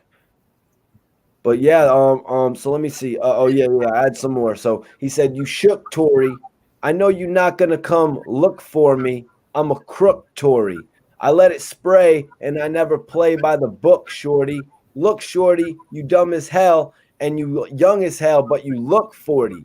You don't take the thing and then make it ring. You can't make the king. You a rook, Tory." So Twiz, you were telling me initially that this one really wasn't hitting you as much as the others, but after hearing some of these lyrics, what's your perspective? You know, the lyrics was definitely that. And you know, I like the perspective you gave me, you know, when we spoke about it. And I was like, you know, I feel like he could have went harder. I feel like it was a little bouncy, but you know, he was also, like you said, you know, making more of a song out of it. You know, he got like a hook on it and everything. And you know, like Big Chuck said earlier with the beats, we also got to take in consideration that it's easier to sound hot on a hot beat. You got rappers out here like Kiss, Nas that will rap on the driest beat, but if you can catch their wordplay and it, you know, and it hits you certain areas, bro, it's like you got to give respect when it's due, because it's a lot of people that's not super, you know what I'm saying, lyrical, that'll rap on a fire beat, and as long as you walking on the beat, it's going to sound hot. It's like, you know, taking the beat off and going a cappella. How hot will it be? Now, Rosewood, some of these lyrics. Facts. Some of these lyrics. I'm a crook, Tory. I let it spray, and I never play by the book, Shorty. Like, is he getting a little bit too gangsta on this shit? Hell no. That's a fucking battle. Hell no, ain't no too gangster for a battle. He coming for his head, man. That's the barbarianism in rap that Philly Bulls got. When it's on, it's on. When it's up, that shit is stuck. You know how it go. You know how Beans and Kiss went at it. You know you can't forget that. That's in us. And Cass come from Kiss. No, I'm saying we're talking about Tory Lanez. Don't matter. Don't matter who it is. No matter who it is. State Property went up there and went at Nas. They went at Nas, one of the top rappers in the industry at the time. State Property wasn't known. They went up there and went right at Nas. No matter who it is, we're going to go with the same conviction every time. Especially if we feel that you beneath us in skill level too. You don't come from where we come from, and you're not on that skill level in rap. We're gonna murder you, Shorty. Right. So let me bring it around. Let me bring it around the table. Start with you, Rosewood. Is this it? Did Cassidy just finish him off? Yeah, I don't think he got anything for Cassidy. It's nothing. If he come back with anything that the public like, Cassidy gonna bomb on that. Twiz. I feel like no, Twiz, I wanted to ask come you. Back. Oh. Twiz, I wanted to ask you as well as, do you think this is was that the ether? Was that the finisher? Was that the fatality? But also I wanted to ask you, is this going to be what gets a full response that Dice was talking about? Is this going to be what gets a full response out of Tory Lanez, or is it going to go unresponded? Now, I feel like, me personally, I feel like if Tory Lanez don't respond, he lost the percentage of his hip hop card, because, you know, like I said earlier, you know, he went at Joyner Lucas, he went at somebody else, I can't think off top, but at the end, Don Q. Facts, Don Q. he went at those two guys, and at the time when he was going at these guys, he was like challenging anybody. Like, bro, I can rap. Whoever want this smoke can get it. I don't like battles that you can't start a fight and not be willing to finish it, man. At least go 5 tracks a piece. You know what I mean? Because it's not going to do nothing but add more to what you already doing. You know what I mean? You an artist, and if you want to go up that route, then you keep going, bro. You know what I mean? You keep going. Now, I would be disappointed if he don't respond. Now, what people need to realize is, as hot as Cassidy is, if Tory say the right things, he could easily get on a more upper hand because he's more relevant and active industry wise to like the younger people and things of that nature. You know, we're a little bit older and things. So we know the Cass wave. We fans of Cass from early 2000s, things of that nature. So if he go about it properly, he can really make the battle real, you mean, interesting. But he has to. You got to play chess when you going against somebody like that. Cass is not no. He not no pushover. One of the most dangerous people to go back and forth with. But if you make it sound good, and if it sound believable, you know he will have a bigger shot. He got a great fan base. People is waiting for him to respond. So if he can respond back with an ether, then you know what I mean. Cass is going to have to come back harder, and we got to remember with the things that Cass was saying. Is certain things he's not going to be able to keep saying. Like he Cass won't be able to keep talking about his head and his hair. He ain't going to be able to do that on everyone. You know, it's a Yeah, fight that's at the kind of end of the wrapped. day. Yeah, that's kind of Facts. wrapped up after because he did it on a few already. Like you said, Dice, it's funny. Dice, after hearing a lot of these lyrics, because I don't know if you had heard Lullaby just yet, Dice, but you had heard perjury, plagiarism, and but after hearing a lot of these lyrics that I just recited, do you think Tory Lanez is gonna have to respond to this? Yeah, Tory Lanez gotta respond, man. He got to, man. Just like Swizz was just saying, if he don't respond, man, I'm gonna be highly upset, man. He gotta respond. He gotta do it for hip hop, man. He gotta Facts. respond. He got to.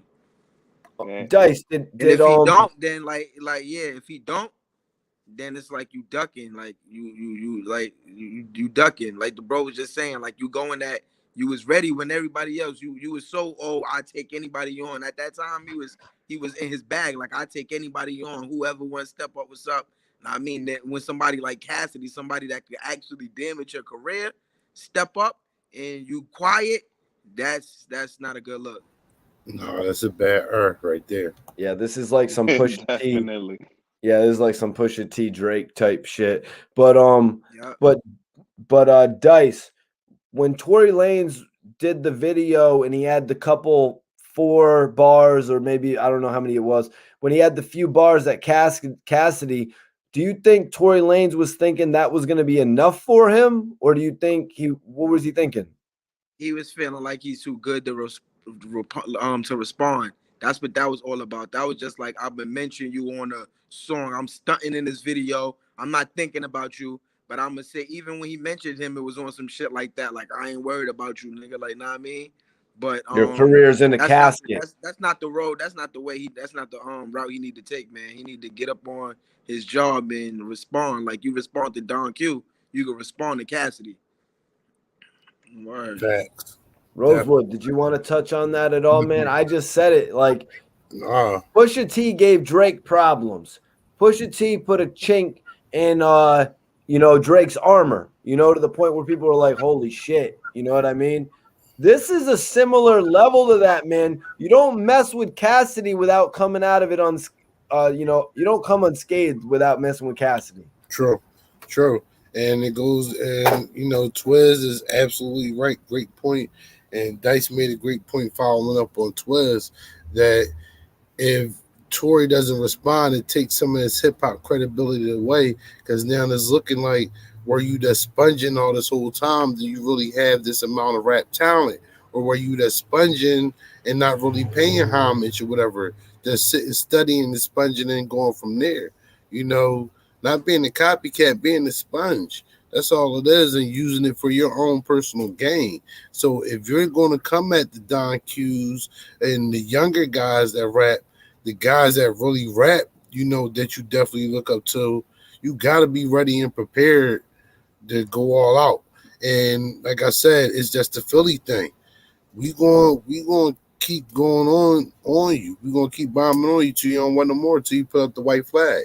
So he has to do something to end it off. He can't just fade away like Jordan.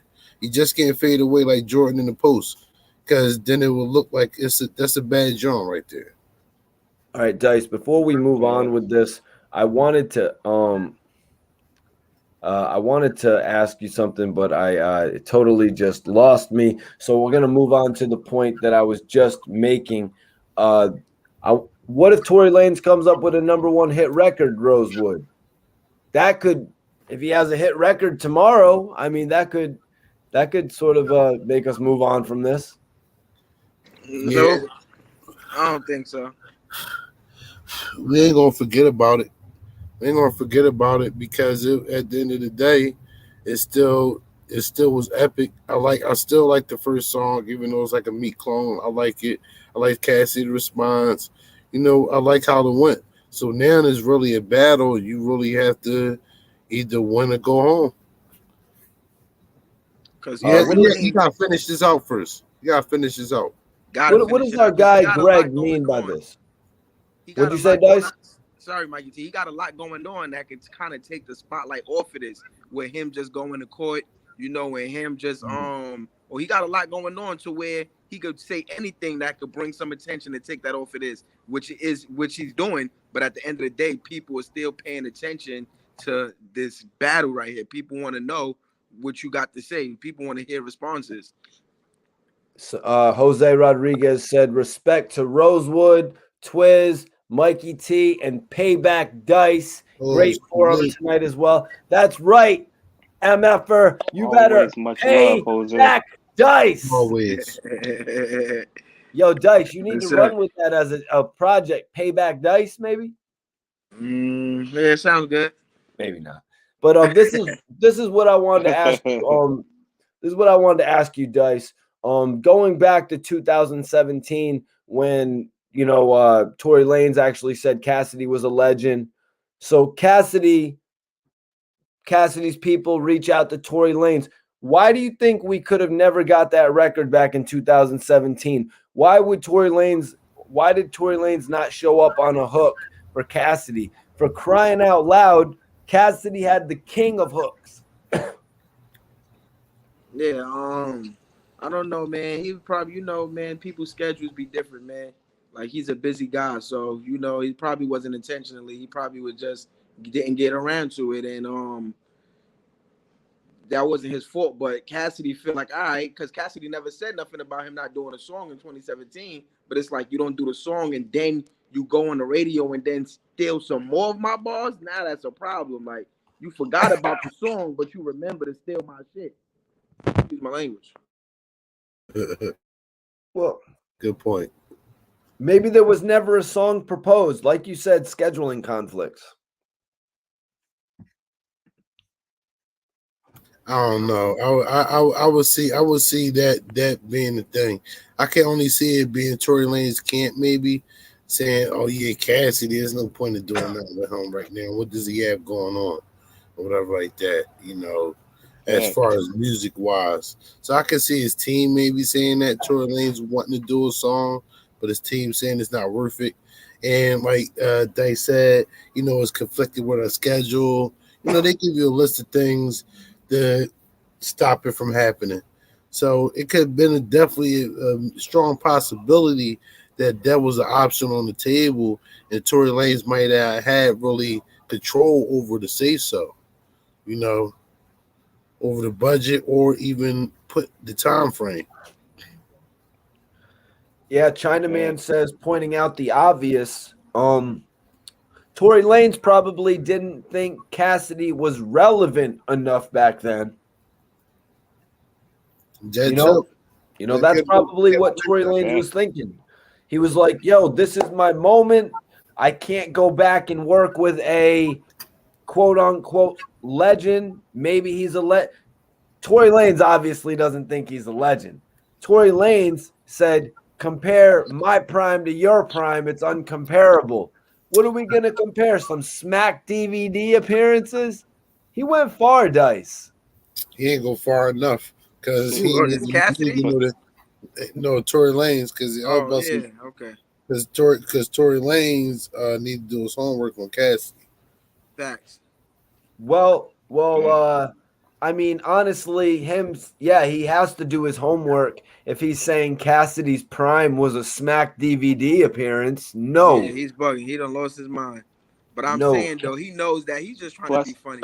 Because, look, he stole his rhyme. I didn't even hear that rhyme, and I'm a big Cassidy fan, so you really, we know that you know who Cassidy is and what he's really about, and I can say that he probably had like a little longer run than Cassidy, but if you compare primes, Cassidy got him by far. Well, Cassidy got screwed out of his prime in all reality, from his first to his second album getting thrown in jail. Cassidy car accident, the jail, all of that. Yeah, Cassidy's career. But in all honesty, I mean, I've said this on the stream before, Dice. Maybe you could help paint a better picture. We all know what Cassidy's prime was. Like, we all have an idea from him in the hotel video to him as I'm a Hustler. We kind of know what his prime was. Dice. He had to get Jay-Z to clear them lyrics. That was big, man. That was a big song, man. I actually got that whole story on my YouTube. If anybody wants to check it out, 50,000 plus views. Cassidy explains I'm a Hustler with Jay-Z. But Dice, speak on that, man. As far as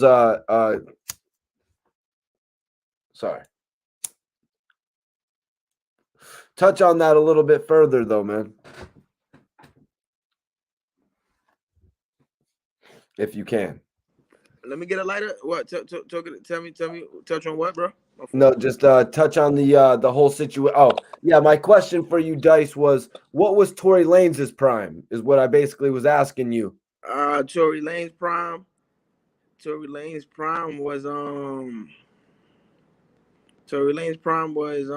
when he came out. But this is what I meant to say before we got into all of this. When we was talking about Tory Lanez being a sponge and him taking Meek Mill, that wasn't nothing new to me, because you got to remember Tory Lanez came out with Meek Mill. Tory Lanez came out on that Meek Mill track, and he sounded just like Meek Mill on that track. Know what I mean? But that wasn't even his prime. His prime is when he dropped the that record. What was his big record? Say it. I'm gonna need you to do more than just say it. I'm gonna need you to do more than. Was that the one? I'm sorry, Dice. You're not painting a good picture of Tory Lanez's prime for me. Okay. Let me paint a better picture. Okay. The Say It, the Say It record, the Say It, it wasn't bigger than Cassidy's, man. The Say It record, I was gonna really be funny and say his prime was when he shot Megan Thee Stallion. Truthfully, I mean got accused of it. Yeah, his prime is right now. Yeah. Tory Lanez's prime is when he was doing the Instagram live videos. What was it called? What was his Instagram live called, you guys? The radio station joint. Yeah, Pandemic Radio. Pandemic Radio. Yep. That's his prime. And I'm not even gonna say his prime. He was getting into it. Everything that's got messed up for him. So he's on the get back now. So that's why it goes back to what I was saying. Like, Cassidy had those setbacks and had to come back, and reinvent itself several times. Yo, guys, I'm sorry. I gotta say it, you guys.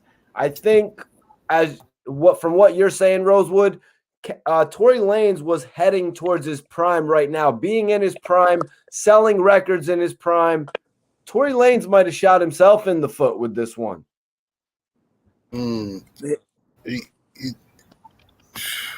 Going after Cassidy? He might have bit off more than he could chew, basically. Like, he probably thought it was going to be sweet, walking apart, and it probably just wasn't. And it probably did backfire. He didn't think Cass was going to take it personal and diss him.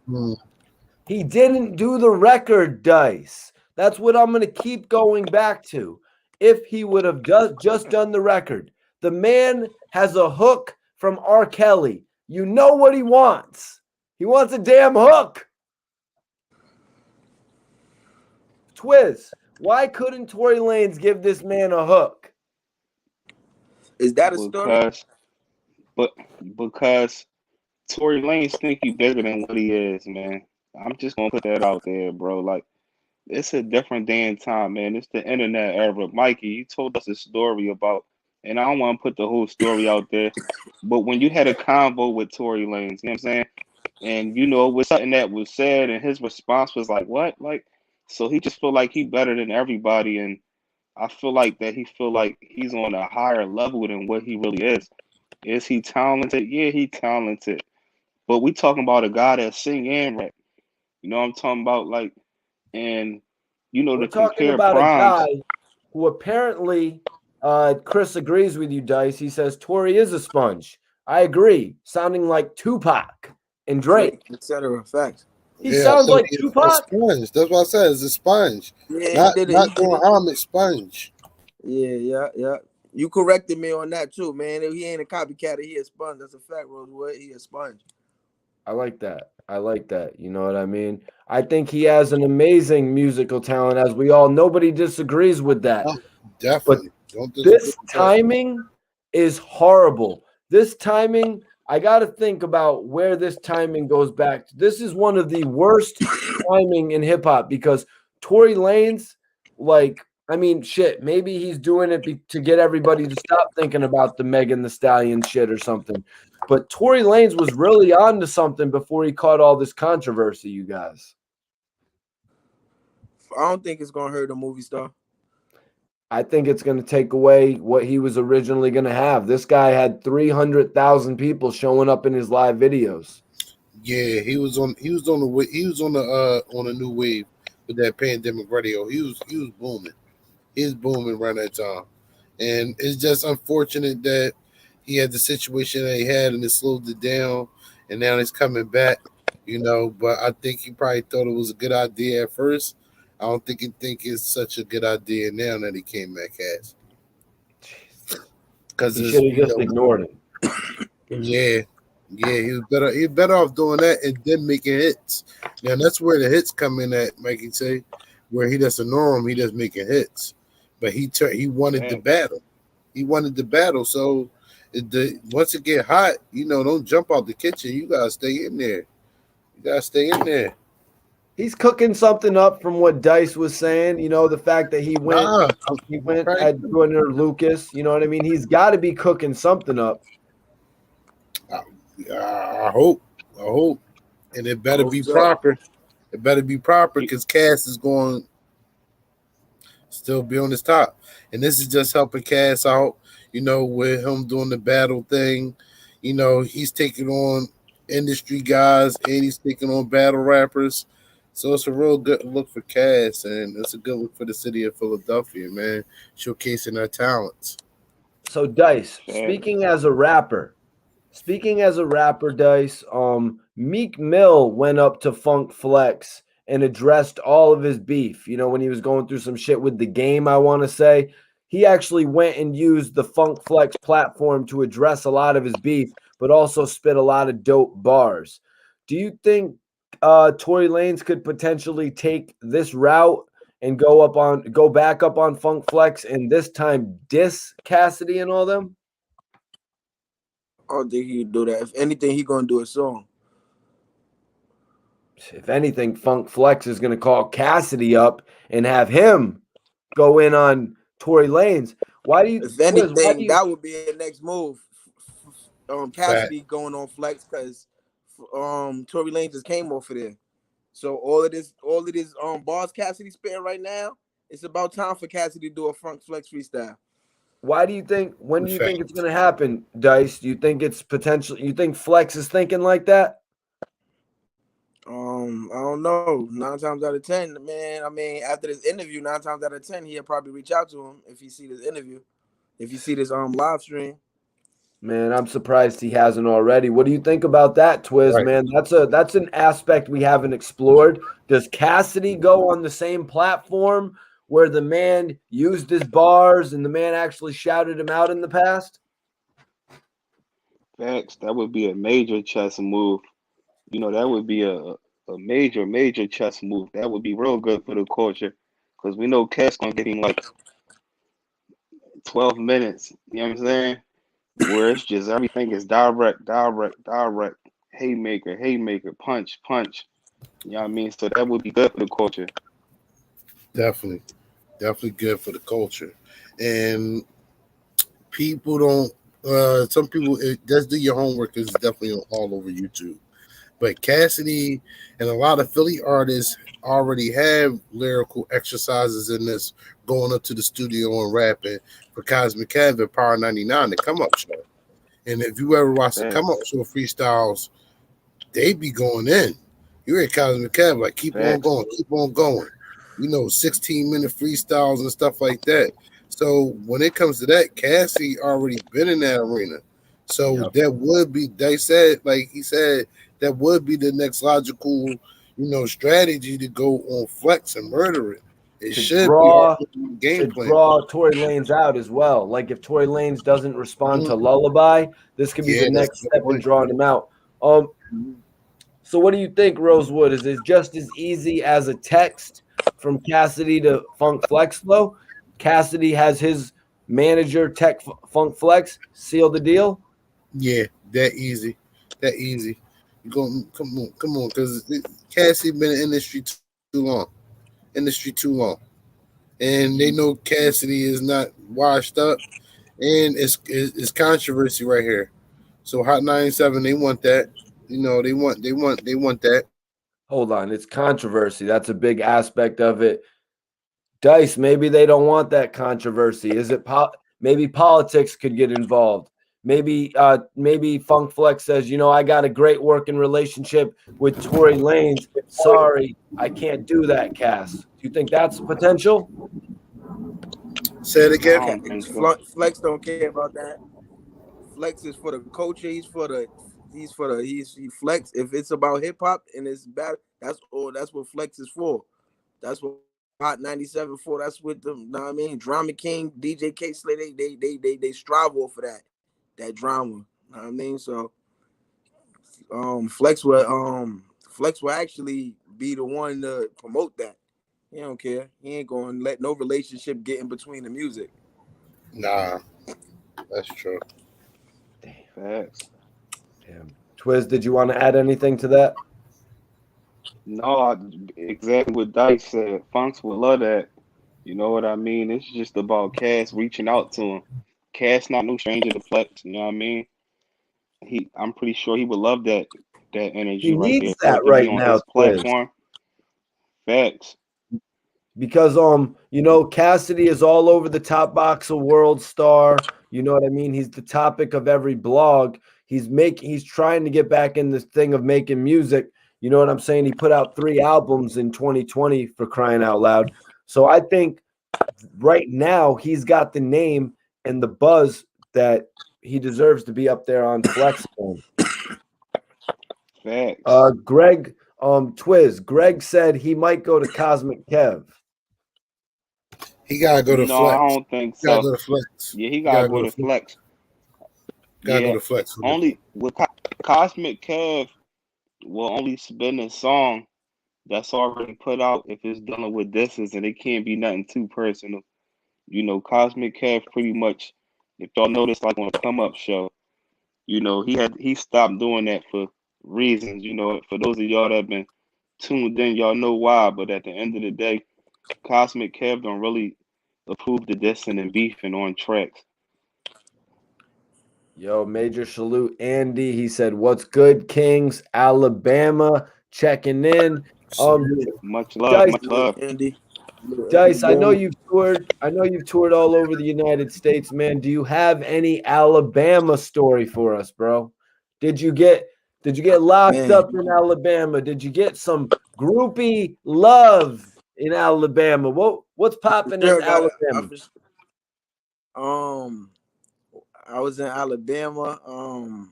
I was in Birmingham, I believe, and one of my female friends got locked up out there. Man, I had to sit out there, go bail her out, and yeah, man, that shit is crazy, man. What is it? Is it Birmingham, Alabama? Yep. Birmingham, Alabama. Yeah, man, that shit. That's them. The police out there dangerous. Them motherfuckers. They want to lock a motherfucker up out there. Okay. Anybody else, guys? Anybody else been to Alabama? I believe I've been through Alabama driving to Texas for South by Southwest, but I never really stayed out there for any prolonged period of time. Yeah, nah, I ain't been to Alabama. Yeah, I ain't been too far. I'm a vicious tri-state, you know what I'm saying? Boy.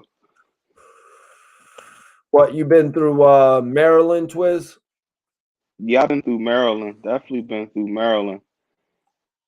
Any further than that, down to the Carolinas, Virginia?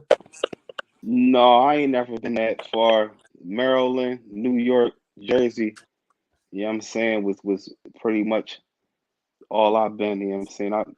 DC. And you never crossed into Connecticut? No, I never crossed. I never made it out Connecticut. Oh, word.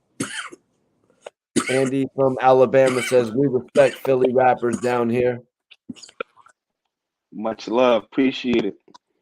Much love. Much love.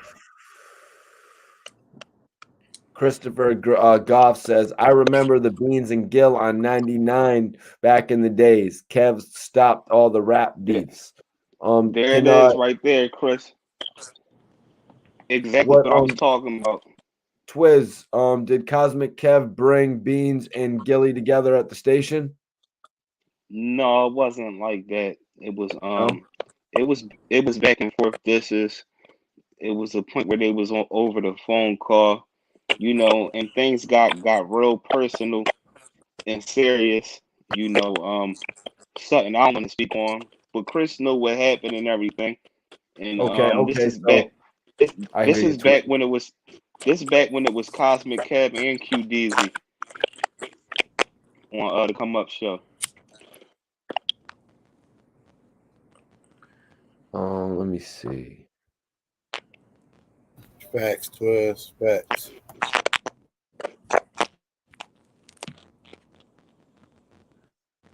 Let's see what Chris also said. He said he's.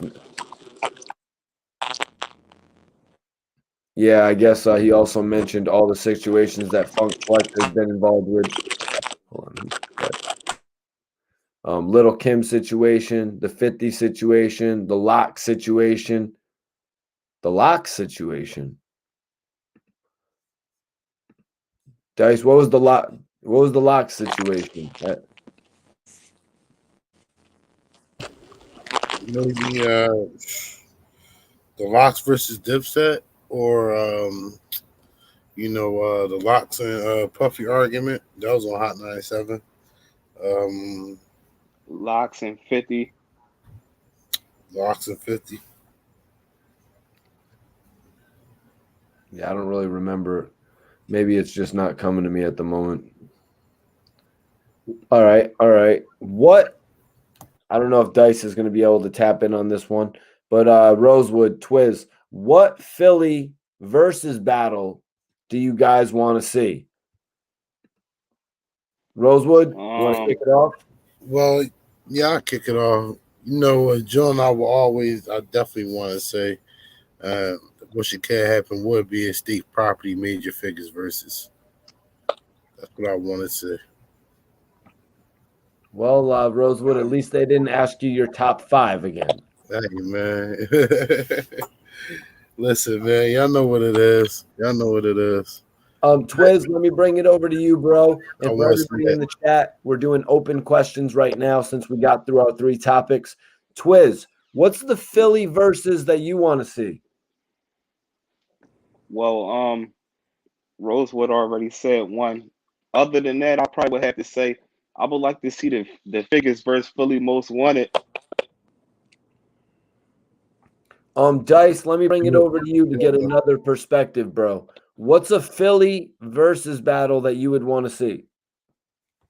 A Philly versus battle I want to see. Who would I want to see? Man, I would say Beans, and Beans and who else, man? Beans and Young Gunners, man. Beans and the Young Guns. Yeah. All right, that's a different one. And let me just go classic. Meek Mill and Cassidy. Oh, wait. Can I get that over? No, Dice, you are locked in. One more, bro. You are locked in to wanting to see Beanie Siegel versus the Young Guns. Meek Mill and Reed Dollaz, man. Oh, Meek Mill and Reed Dollaz? Yeah. Good one. Yeah. That would have to be more like a battle because we don't got enough music. I know he ain't got enough. Because we talking about verses, right? Nah, but you got to think about it. When kids, a lot of these new little young fans ain't know none of these Kiss songs. It was just he had bars. True. When he did that freestyle, that was from years ago, and it hit hard now. Facts, it hit hard now, but a lot of Reed Jones is like DVD Jones. Them Jones wasn't even like he got mixtapes, of course, out there, but yeah, true. He got a few mixtapes. I even got a mixtape with Reed Dollaz. Reed definitely a beast. A face-to-face battle would be epic. Nigga have to get in his blood. What I'm saying. On them both on the versus stage battling, or not even like it ain't even got. It could be the beat playing. It ain't got to be like no URL battle beat playing like. But that'd be fire. So you saying you saying against my bro Reed Dollaz. You saying the Flamers versus the DVD Reed?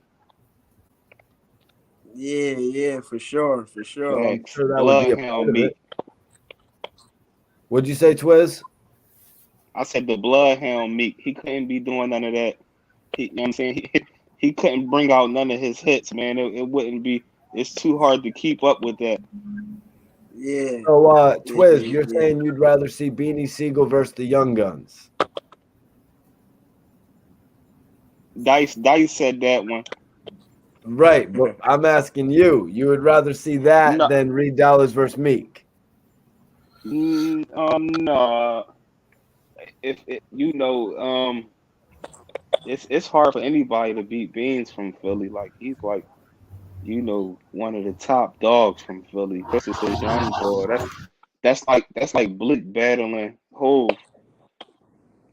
No, it's definitely not. But no, that's a good comparison, but not really. So guys, let's get into this next one. Iceberg said, and guys, Rosewood, Twiz, we did an interview where we actually touched on this topic. Iceberg says Philly needs Kaboom versus Cassidy. Twiz, you want to share any thoughts on that? That would be good. It's a few people from Philly that have mopped Cass up on the stage. Face-to-face battling. I got a couple people. You know what I mean? That's active battle rappers right now. That would give Cass a run for his money, because when we talking about Philly know the full history where they gonna get personal, super personal. They gonna dig stuff up. It's a lot different than somebody from out the circle. That's why a lot of Philly battle rappers, besides the Battle Academy, that's why they don't be wanting to go back and forth with other Philly artists. Dice, did you ever see Reed Dollaz battling in New York on basketball courts? Nah, but I know Reed Dollaz used to go he used to go all around in battle. Rosewood, Andy from Alabama said Quilly versus Joey Jihad. Is that really a thing? Rosewood? I want to see that, but it'll be in a different format. It'll be in the same way as like Kaboom, Cassidy, or anybody like that. It'll be in a different format because there's a lot of mixtape stuff. when it comes to the Philly artists, it's so much mixtape stuff. So it will really be a Philly thing. Anybody that's tapped into the city like that and knows those artists, they're going to be tuning in because it's a lot of mixtape stuff. Twiz, are these guys, are they formidable opponents? Is it like, would the verses make sense with Quilly versus Joey Jihad, or is it too left field? No, it's not left field. It could happen just because of their prior history and both of them being great rappers, even though Quilly more active. But, Hattie is one of the originators of the flow that he delivered and things of that nature. So that would be a good battle. If nobody else would go crazy for it, Philly would definitely go crazy for that battle just to see what happened. There would definitely be people watching it. Dice, you had mentioned something about Reed Dollaz, man. What history did you have with Reed Dollaz, Dice? We had did a mixtape together. I forgot the DJ name and I forgot the mixtape name, but we did a mixtape. It's on the YouTube and shit. Really? That's heavy. That's heavy. Let me check that joint out tonight. Yep. So how did this whole thing come together, man? We got Dice. Tell us how the mixtape with Reed Dollaz came together. It was a DJ. I forgot the DJ name, but it was a DJ that put it together. He put it out on thatpiff.com. Yep. Yeah. What year was that, Dice? I don't know, but it was a minute ago. I had wifey material on it. I was still in junior high school. Right. I was in high school. It was Stop Sleeping Volume 1. Yeah, Stop Sleeping, yeah. Hosted by Victory. Yep, hosted by Victory, yeah. Twiz, does that ring a bell at all? Stop Sleeping Volume 1, hosted by Victory. This is a Reed Dollaz and a Young Dice tape. Reed Dollaz has on this, he has Mind on My Money. He's got Mind on My Money. He's got Holla Back featuring Gilly the Kid. Fresh. Three Kings with Gilly the Kid and Hetty. Mm-hmm. As well as Toast. The Class with Top Class. And Get That Dough. So tell any of those songs ringing bells, Twiz? Three Kings definitely ring a bell. Yeah, definitely Three Kings. And the song he had with Gilly, I heard both because I think both of those songs was on the Three Kings mixtape. That's what's up, man. We supposed to do some shows for that mixtape too, but it never happened. Yeah, Reed Dollaz was lit back then. I'm trying to see what year that might have been, so let me see what year this was. This was 2007. Twiz. Rosewood, what guys? Twiz, where was Reed Dollaz at with it, Philly wise, in 2007? They was making a comeback. They was making a push. Gilly and Hattie was making a push with the Three Kings.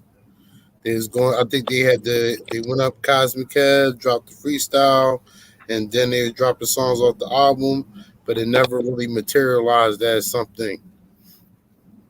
Wow. So Hattie, you said it was Hattie Rosewood. That's how you pronounce it. Damn, did we just lose Rosewood? Hattie. So Hattie, Gilly the Kid, and Reed Dollaz were actually putting a group together. Yeah. Yep. Three Kings. That's what's They're up. making a strong push for it, and then they dropped the song, the Three Kings, with all three of them on there. And the city definitely was hype about it. It just didn't materialize. Interesting, Dice. We're gonna have to dig into that a little bit more, Dice. Go back and listen to it and shit and dissect it a little bit. But Andy said, who would y'all put up against ARAB? And I'm gonna bring this one to you first, Twiz. He said vodka. Vok is a different kind of rapper. He like a poet, you know what I'm saying? Yeah. Vok is not the type of artist you put up against somebody. That's like trying to put Andre 3000 against somebody. As far as AR who we put up against them, man, that's a hard matchup right there. I might have to come back to that answer. The only one I probably could have seen that would have been a good battle, and you know what I'm saying, peace and paradise to him. He no longer here. Probably would have been Reezy, General Reezy. Yeah, I could have seen that. Christopher Rosewood? said, not to cut you off, Mikey T. Christopher said, ICH versus Ice City, classic. I'm glad. Shout out to ICH, shout out to Ice City, man. Top groups in the city that was doing their thing at one point, man, and that didn't get the opportunity for whatever reason to really put the spotlight on them. So Christopher, salute for that one right there. But like Twiz said, that's a hard job. But only person I could see would be like a General Reezy. Because I thought that's what I thought we were gonna have, and maybe it's just unfortunate that he passed, but that we didn't get that battle. Because I thought we were gonna get that battle next, General Reezy versus Ad, but we just never got that. All right, so let's get your perspective on that then, Dice. Who do you think would go up against AR-Rab in a versus? AR-Rab in a versus, man, that's hard, man. AR-Rab is a monster. Dice, you're in the AR-Rab? Yeah, man, AR-Rab is a monster. AR-Rab is really, nigga, I ain't gonna cap, bro. When he jumped on that back-to-back beat, he destroyed it. I can name a million songs that AR-Rab destroyed. But yeah. I mean, him and Meek would be a good versus for real. All right, man. That's interesting to hear that Dice is in the AR-Rab, but I mean, he has such powerful music. I could just really picture anybody sitting in their car. Dice, are you the type of guy you be putting the AR-Rab in the car and you be rapping it? You're like, my gun shoot out for 2 minutes. Is that you or is that just me? No, that's you. But I'm saying though, if I will for sure, if I hear some AR-Rab, I'm gonna for sure turn it up. All right, I was just trying to clarify that. Rosewood, that's you too, right? You be in the whip like, my gun shoot out for 2 minutes. No, it's not you. All right. I guess that's just me. You fool movie stuff. Jose said, facts, Dice. He's a monster. Free the top goon. Chris says, Dutch and Spade with beans, Den Med walking is still my joint. This is interesting, Rosewood. AR-Rab versus Mike Knox. Rosewood, audio. That is interesting, Dante. That is an interesting drawing right there. Like I would Mike Knox versus Ab. I could see that. I could see that battle happening like in the back of the let out of a club. Like Club Flow or something like that. Twiz, Sweet 450, the let out. I can see something like that going on. With Too Raw from the streets and Bob and them down there taping it. Something like that. That's a good one right there. That's a good one. Shout out to Mike Knox, man. Doing a lot of things for the city, man. Well, I mean, I could have seen it happen actually in Philly, guys. Like I could have seen it actually happen in Philly, maybe in front of a couple hundred people, like at a show or something. That could be that would be possible too. That was a good one. Dante, that was a good one right there. Is this one better though, or does this one make little to no sense, Rosewood? Yeah. No, I'm not going to say it makes little no sense or whatever. It makes sense. I don't think it's a better than Ab and Mike Knox. Really? I mean, it's got the name, it's got the credibility with the names, but it's like sometimes with these versus battles, you don't want to see somebody outmatched so much to the point where it's like, yo, this doesn't make sense. Mm-hmm. No, that's true. It's a good name on there, but I think the cohesion with Knox and Ad will be a little bit better. I think it'll be a little bit better. But also, you got to look into the account of the passion when somebody, because that's why a lot of people said, yo, Dipset got this. But the passion that Jadakiss had was just crazy. Yeah, it was on a different earth. Kiss brought that passion, that energy. Yeah, that's what I'm saying. Sometimes you just be in the whip and when your AR rap voice, you're like, I'm sitting on the rooftop listening to Tupac. I'm a dope boy, so the money in the shoebox. You know what I mean? Yeah. You guys chill with it though. You guys don't do that? It's just me and Jose who do that? No, but you see how calm you was when you said it like that? That's regular. Oh. You gonna spit some bars like that in the car, but when you start, sometimes I get crazy with it, man. Nah. So I'm like, yo, you hear me? Nah, you drawn. Nah, you drawn. Not you, man. You drawn. Sometimes you gotta draw, man. Yes. Yeah, Double G, you missed out. We had a dope live tonight, but let me see right here. Max says Philly Freck versus Reed Dollars. What? First of all, whatever happened to Philly Freck, you guys? I don't know. I was just about to say that. I don't know what happened to Freck. He was working with Floyd Mayweather. Right? Ain't too many people fucking with Freck neither though. Right, he was a problem. That's what I said. I don't know what happened. Just a problem. Unfortunate things that happen in the city, man. So it's like, man, shout out to Philly Freck though, man. Definitely hold the things down. Can't forget about the Bulls that hold things down in the city, man. Twiz, how was Philly Freck's buzz out there? It definitely was lit, man. You know what I'm saying?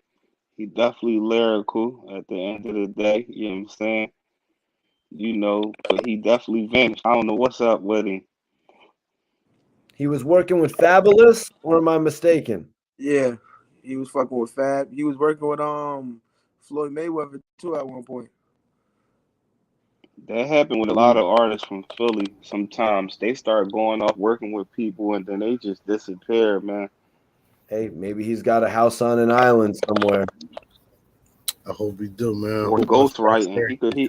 He probably ghostwriting. It's a lot of rappers that's ghostwriting, like Young Hot. You know what I'm saying? Like how Cicero was and all that. Facts. But you gotta remember though, Freck been getting money though. Like the bro just said, Freck always got to that bag. Freck is a nigga that you can see him. If you run into him right now, he gonna be in a foreign. He gonna have some money. Freck is a nigga that's always gonna get to that bag. He been getting to the bag before music.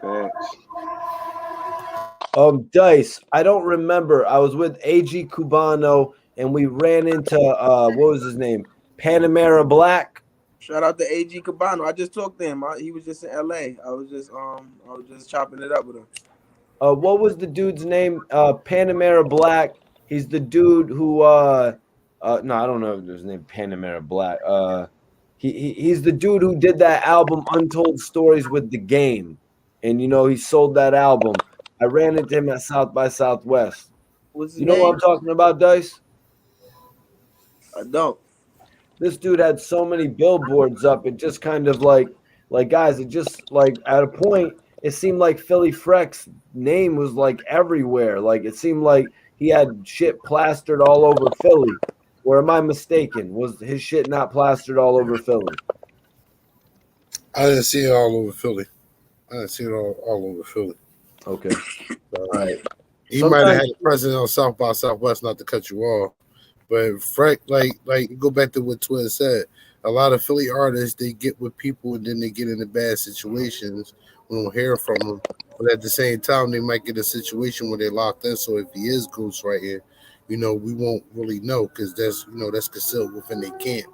So it's just certain things, because when he was moving, his buzz was really word of mouth in the city and really getting on mixtapes, listen to the mixtapes, listen to these songs and who he got featured on there. And that's how the buzz was coming about.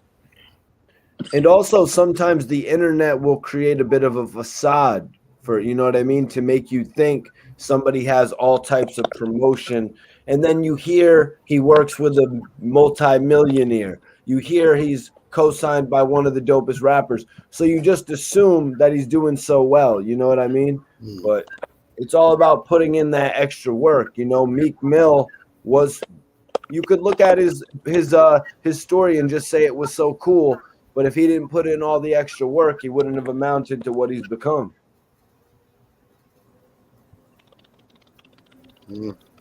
True, that's a fact. Guys, I don't know if you know much about it. Rosewood, Twiz.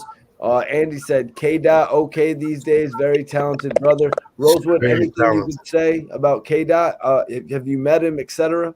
No, I've never met K-Dot, but you know, I know people that definitely know K-Dot. Very talented guy. Unfortunately, you know, dealing with like substance abuse and all that, you know, this, you know, takes a toll. You know, salute to K-Dot, and hopefully he can get back and really, you know, show his talents, man. Real talented guy. You know, the city is real hard, man, and it takes its toll on a lot of people. So hopefully, like I said, he can bounce back and really get back to showcasing his talents on the main screen, man. For real. Yeah, man. You know, I actually did a few interviews with Keefe Bay, and he told me a few things about, he told me a few things about K-Dot. So definitely good to hear you say that, Rosewood. Twiz, was there anything you wanted to add in regard to that? Basically exactly what Rosewood said. Definitely prayers up for him. You know, we all know he's struggling fighting an addiction where it's like, addiction is real, man. It's real, and it can happen to anybody. You know what I mean? Depending on what you're doing. So, prayers up for him. I know he had bounced back. He had went to rehab, and then he had got twisted back up in his situation. So God's willing, man. Something can fall through for him. He can get back on track because he one of the hottest rappers. You know what I'm saying, from the DVD era, like Dot Be Walking stuff. You know what I'm saying? I actually even had reached out to him months ago, and I had just wrote him like, bro, as a fan, the streets need you back, bro. If it's possible, we'd love to have you back, bro. You got a fan base out here. And he had wrote me back probably like a week and a half later, and he was like, I got you. And then probably about a month later, the rumors and everything, him fighting his addiction again. So, hopefully he could bounce back. All right, so Dice, the homie from Southside Jamaica, Queens, he said, Schoolie D versus Cool C?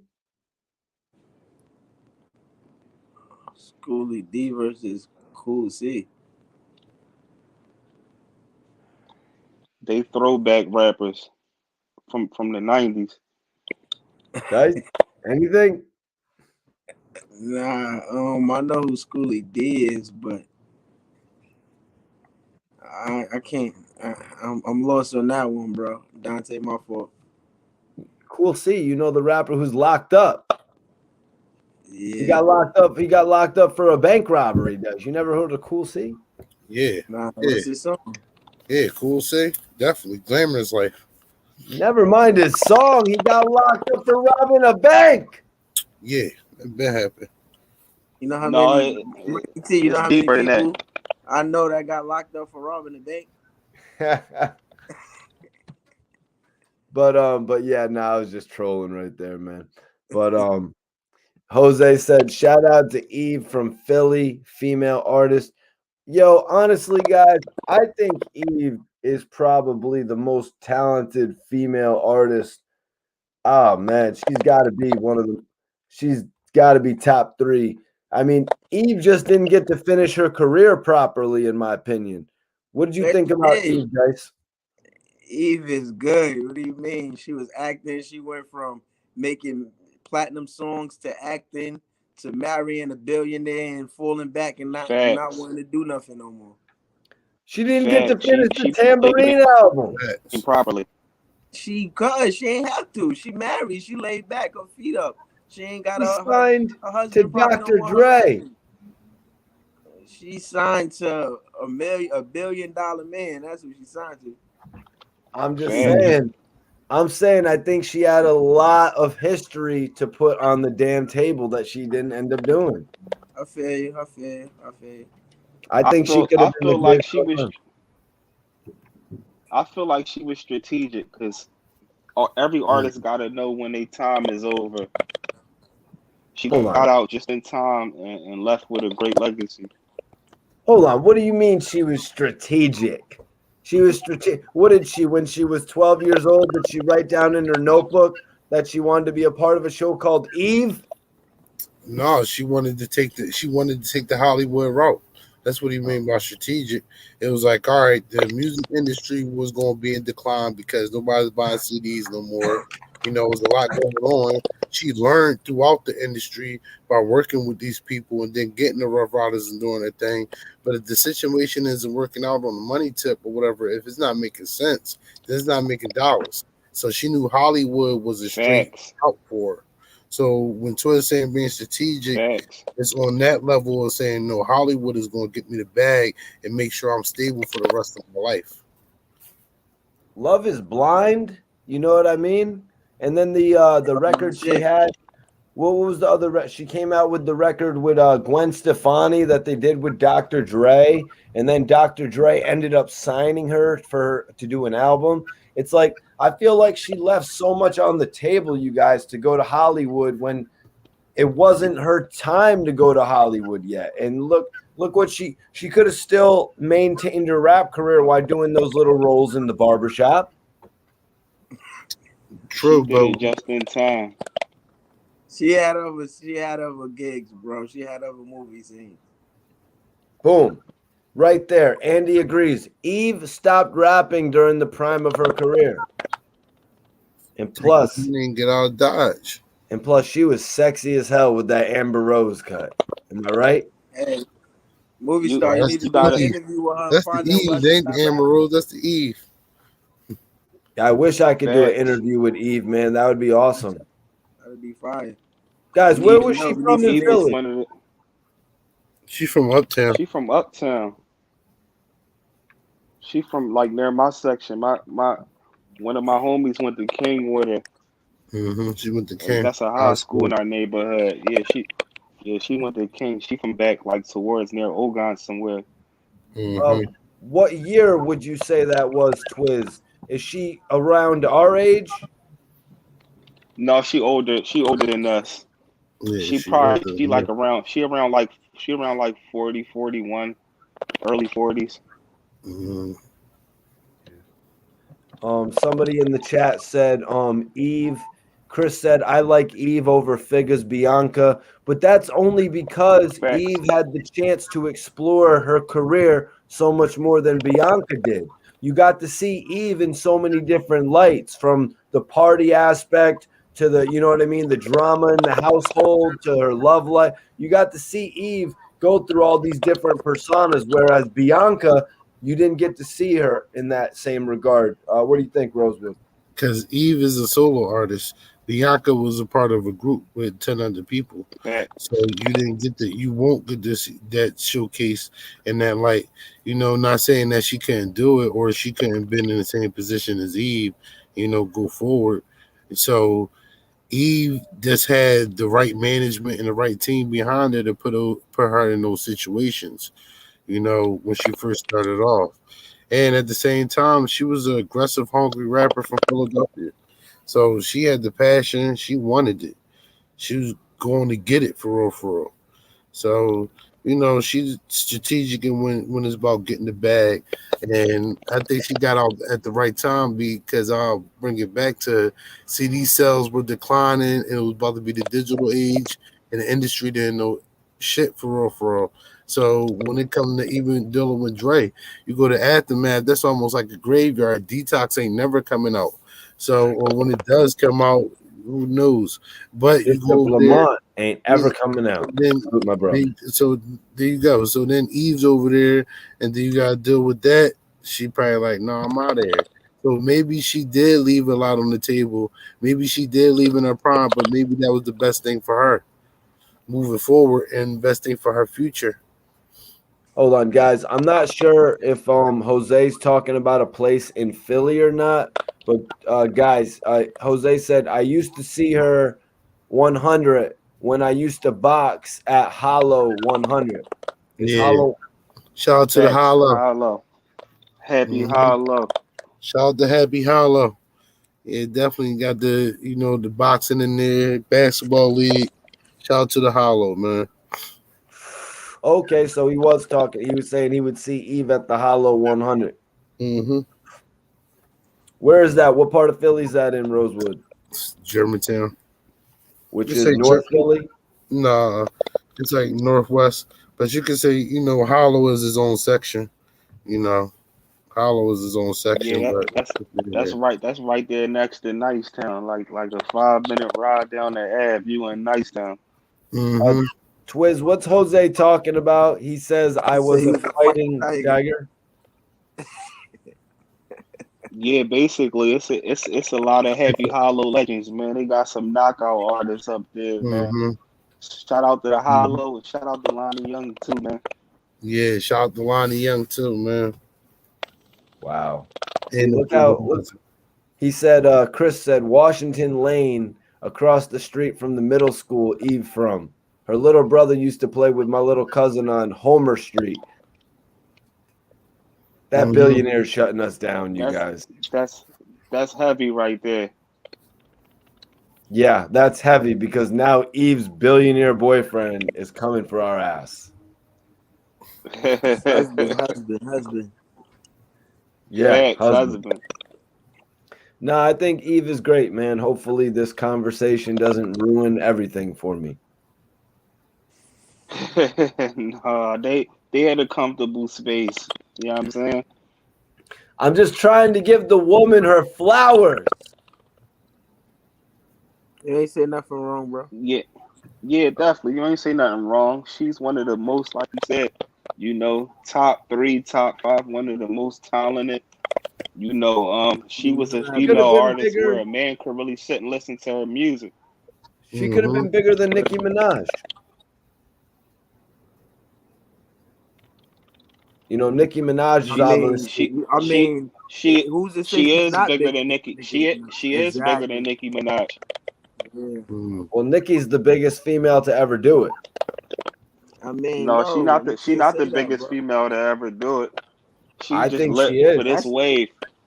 She lit for this wave. Yeah, it's different. It's different waves. Rosewood, you don't think Nicki Minaj is going to go down as the biggest female rapper to ever do it? If you don't think so? I think she's going down as bigger than everybody. No, because you got for one, Queen Latifah is always going to be the biggest female rap artist, and then you have to accommodate the Eves because they don't only do it on the music level, they're doing it on the acting level. They're taking it to different heights and they're showing you different levels of their creativity and their skill. They're not just going out here performing, doing shows. Eve can still come out here and perform her old hits and it will sell out.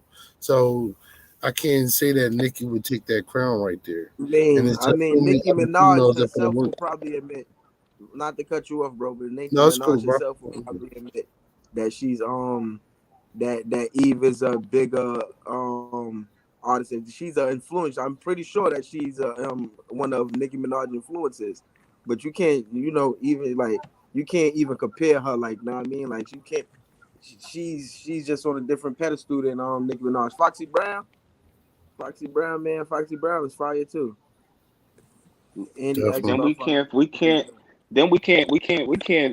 Minaj. We can't forget about Lil Kim. Lil Kim is the creator of that style of rap. Definitely. Guys, let's move into something else here. Although that was a hot topic, we're gonna have to come back and talk about the female rappers again sometime. Yeah, definitely. But Andy said we need to have a Chicago versus Philly rap battle. What do y'all think? If we were gonna pair, Philly versus a Chicago guy against one another, I guess the perfect one would probably be Meek Mill versus Lil Durk. Dice, you wanna set it off before we get to the Philly guys? You said Philly versus Chicago? Yeah, if we were pitting a Chicago MC versus a Philly MC, what are you thinking? Chicago Beans versus MC Kanye, versus damn it. MC. Yeah, Meek Mill and Lil Durk, that's a good one. Who else?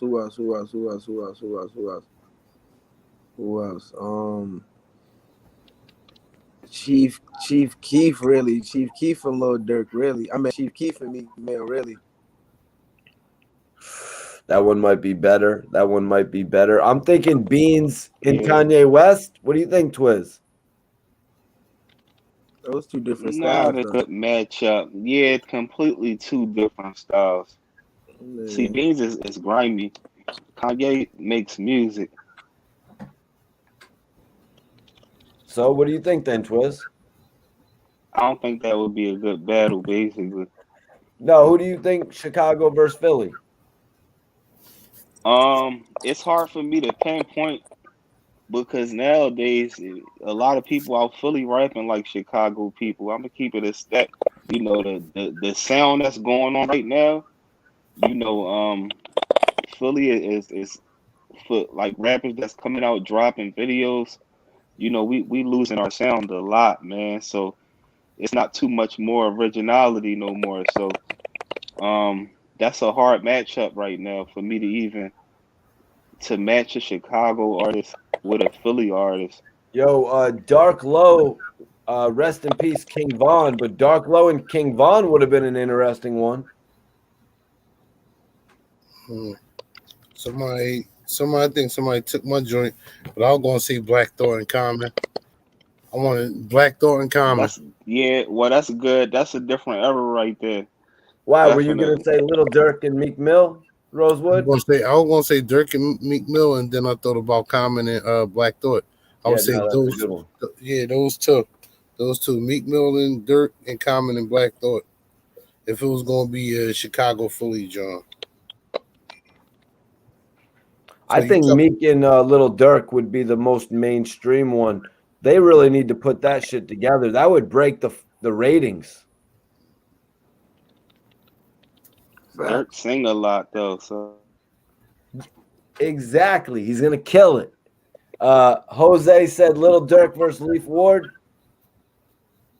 Nah, Leaf Ward ain't got enough yet. Yeah, definitely. Messing with you, man. We're messing with you, Rosewood. Tommy's messing with you. Common versus Black Thought. He's loving that idea. Yeah, that's what I was thinking. Cover both generations. Kanye West versus Gilly, especially with all the recent shit of Gilly. You know, when Gilly did that shit where he was pretending to be Kanye. When he came out like Kanye, That Lupe versus Cassidy? Yeah. That one. Okay. Damn, I forgot about Lupe. Yeah, that's a good one right there. I did too. As soon as Lupe grew those dreads. Lupe got bars for sure. Got bars. I definitely got bars. Yeah, it's weird. It's weird. I lost interest in Lupe when he grew the dreads, and I lost interest in J. Cole when he grew the dreads. I don't know what it was. I even lost interest in Chief Keef when he grew his dreads extra long. So did you lose interest in Jay-Z for growing dreads? I lost interest in Jay-Z when he released Girls, Girls, Girls. It's like, are you serious, Jay? That's what you're putting out as your album single for me to buy? You want me to buy an album where the guy is like, girl, that was a banger. Put your notes on the paper because I would like to get you holler at me when I come off top. Right. That's my shit. That was a hit. People, that's my a song shit right there. That's my shit, man. When that video dropped, the beat, that joint is perfect right there, Mikey T. I'm sorry, but he had so many other songs on there. Like we were privy to so much hearing the songs before they came out. So we'll hear the songs that's going to be on Mikey. the album, and we'll know what was in store. I'm sorry, Gilly. Mikey, but Gilly got bumped. Gilly has been bumped, you guys. It would definitely be Will Smith versus Kanye West in Oh my God, are you in a serious? stadium. In a stadium. But what were you gonna say, Twiz? My bad. No, I was saying that was on the blueprint. It's it's no way you lost love for Hov from the blueprint. I know. I'm telling you, it was kind of early on. Like for real. He Like was just talking. He was talking. no. You like no. So that was the last time you actually condoned a Jay-Z album was before Girls. Well, I'm just saying that's when I really lost interest in, like, I was like, oh shit. I was like, come on, no. Because what did he have before that? He had Money Ain't a Thing. You know what I mean? He had Money Ain't a Thing. Let me think. Big Pimpin' came out before then, obviously. Would Big Pimpin' come out in 2000? Yeah. And I think Girls was 2003, right? Yeah. Yeah, that was on the blueprint. Give it to me. Give me that funk, that sweet, that nasty. He was just being creative on that song. If you think of the breakdown, you know how he was explaining every girl in the joint. So that was just creativity in my eyes. But Jay-Z was cool, man. Obviously Jay-Z was more than cool, but I'm just saying, like, when I saw Girls, I was like, oh, so this is one of them songs you don't have to buy. You could just watch it on television. All right, I'm good. I got this one. But at the same time, on that album right there, the bonus track was Lyrical Exercise. So he gave you Girls, but once you get to the end of the album and you let it go on for a little bit, if you had the CD, anybody knows you gotta let the CD play all the way out. And then Lyrical Exercise comes on at the end. And he blessed you right there. So if you would have just took that as Girls, like, I ain't buying that album, you missed out on a great song. Oh, no. Girls was actually, the blueprint was 2001, obviously. But also a story that I just covered, Renegade with Eminem and Jay-Z. You know, a lot of people said that Eminem killed Jay-Z on his own shit. Nah, I said that.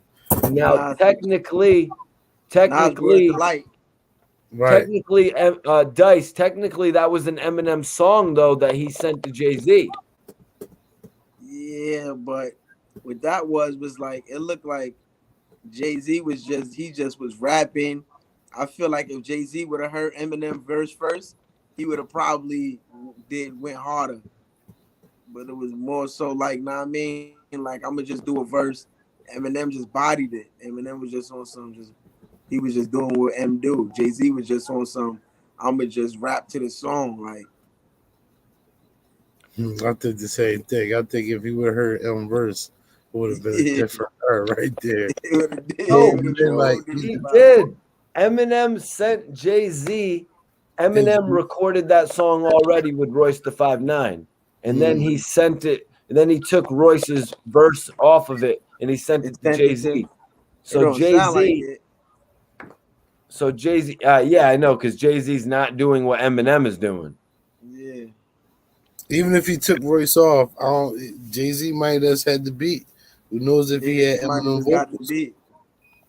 But guys, it was a different time. Jay-Z wasn't going to switch up to Eminem's style back then.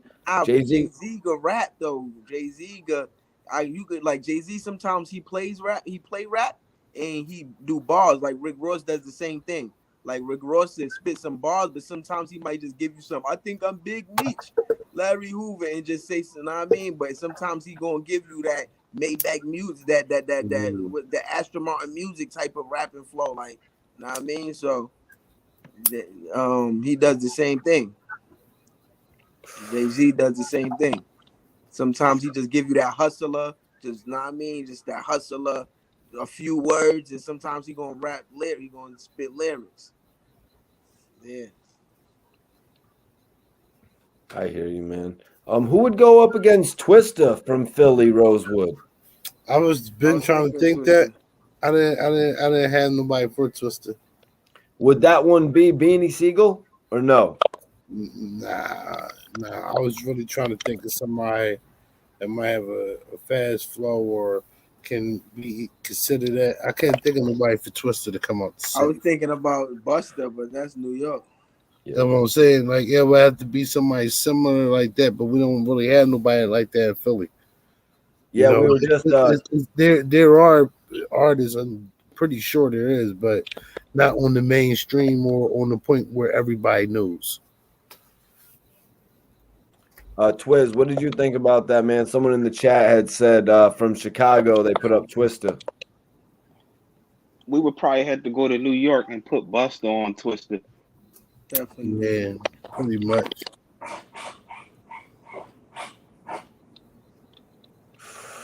Okay, guys. High C says, I think that Eminem raps better than Jay-Z. No, he can't rap better than Hov, though. Petey Crack versus Twista. Oh, hold on. Sorry to get away from that because that was going to be interesting. About Petey Crack. Petey Crack, Twiz? Cracko? That's good. That is good. Are we talking about rapping or song for song, though? Nah, but I'm saying Crack gonna give him some. Yeah. Even song for song, Crack gonna give him some. Yeah. Petey Crack gonna give him some. He gonna give him some shit. Interesting. He gonna get on his level. Tech Nine. Tech Nine. Where's Tech Nine from? Tech Nine's from. Well, the Philly Tech Nine. Oh, rest in peace. Oh, yeah. Oh, the Philly Tech Nine. Yeah.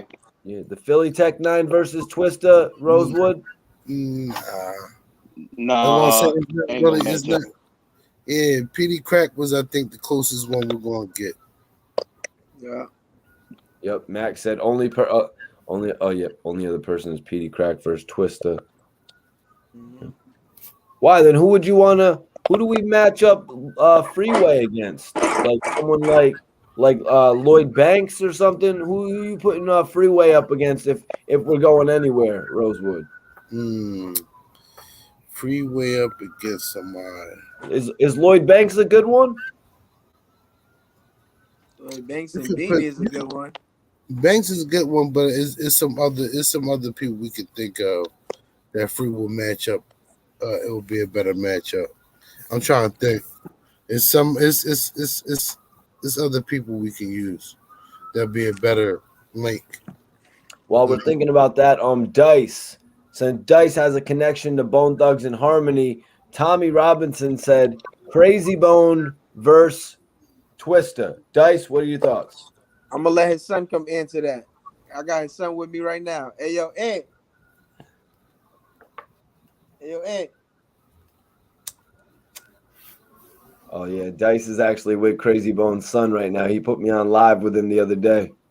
Hey, come here, pull up. Salute. They want to know Salute, who you think will win out of your pops and Twista. Oh, whoa.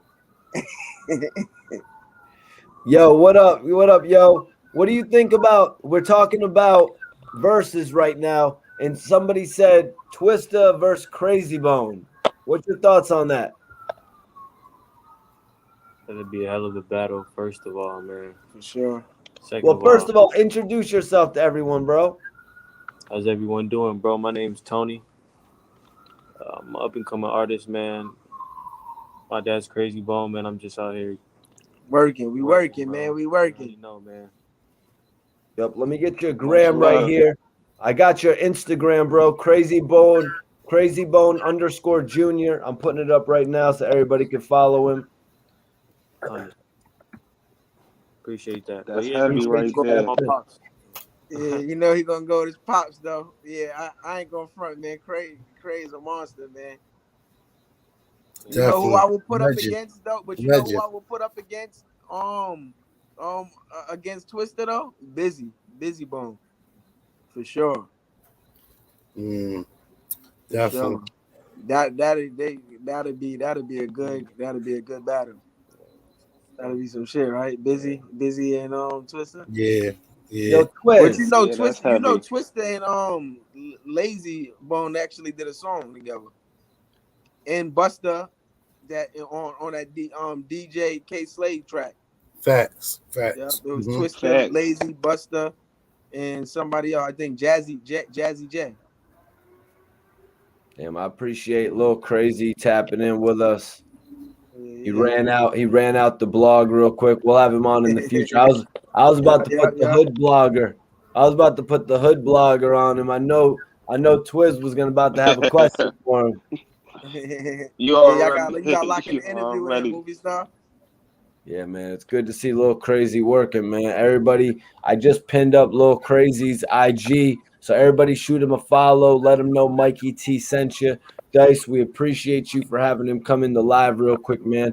Legendary shit. Somebody just in the chat randomly mentioned Crazy Bone to go up against Twista. Dice just so happened to be working with Bone Thugs at the current moment with Crazy Bone's son, Lil Crazy. Kodak moment right there, Dice. Facts. I don't know about this one, man. Song for song, what do you think, Twiz? Damn. Mystical and Twista. What you said, bro? That's a good joint, though. We ain't gonna Y'all sleep breaking on up. Mystical. We can't sleep, right, Twiz? You can't sleep on it. Oh, I forgot about Mystical. Mystical a beast. Yeah, we can't sleep on that right there. We can't sleep on that. Facts. He's got the quickness, Rosewood. He's got the quickness to go up against Twista. And the energy. Yup. Nah, we switched He would it, do bro. good I on the switched verses. it real quick. True. Mystical would do good on the verses, period, because it's like he'd be bringing up songs that we forgot about. Yeah, Twiz, facts. Shit.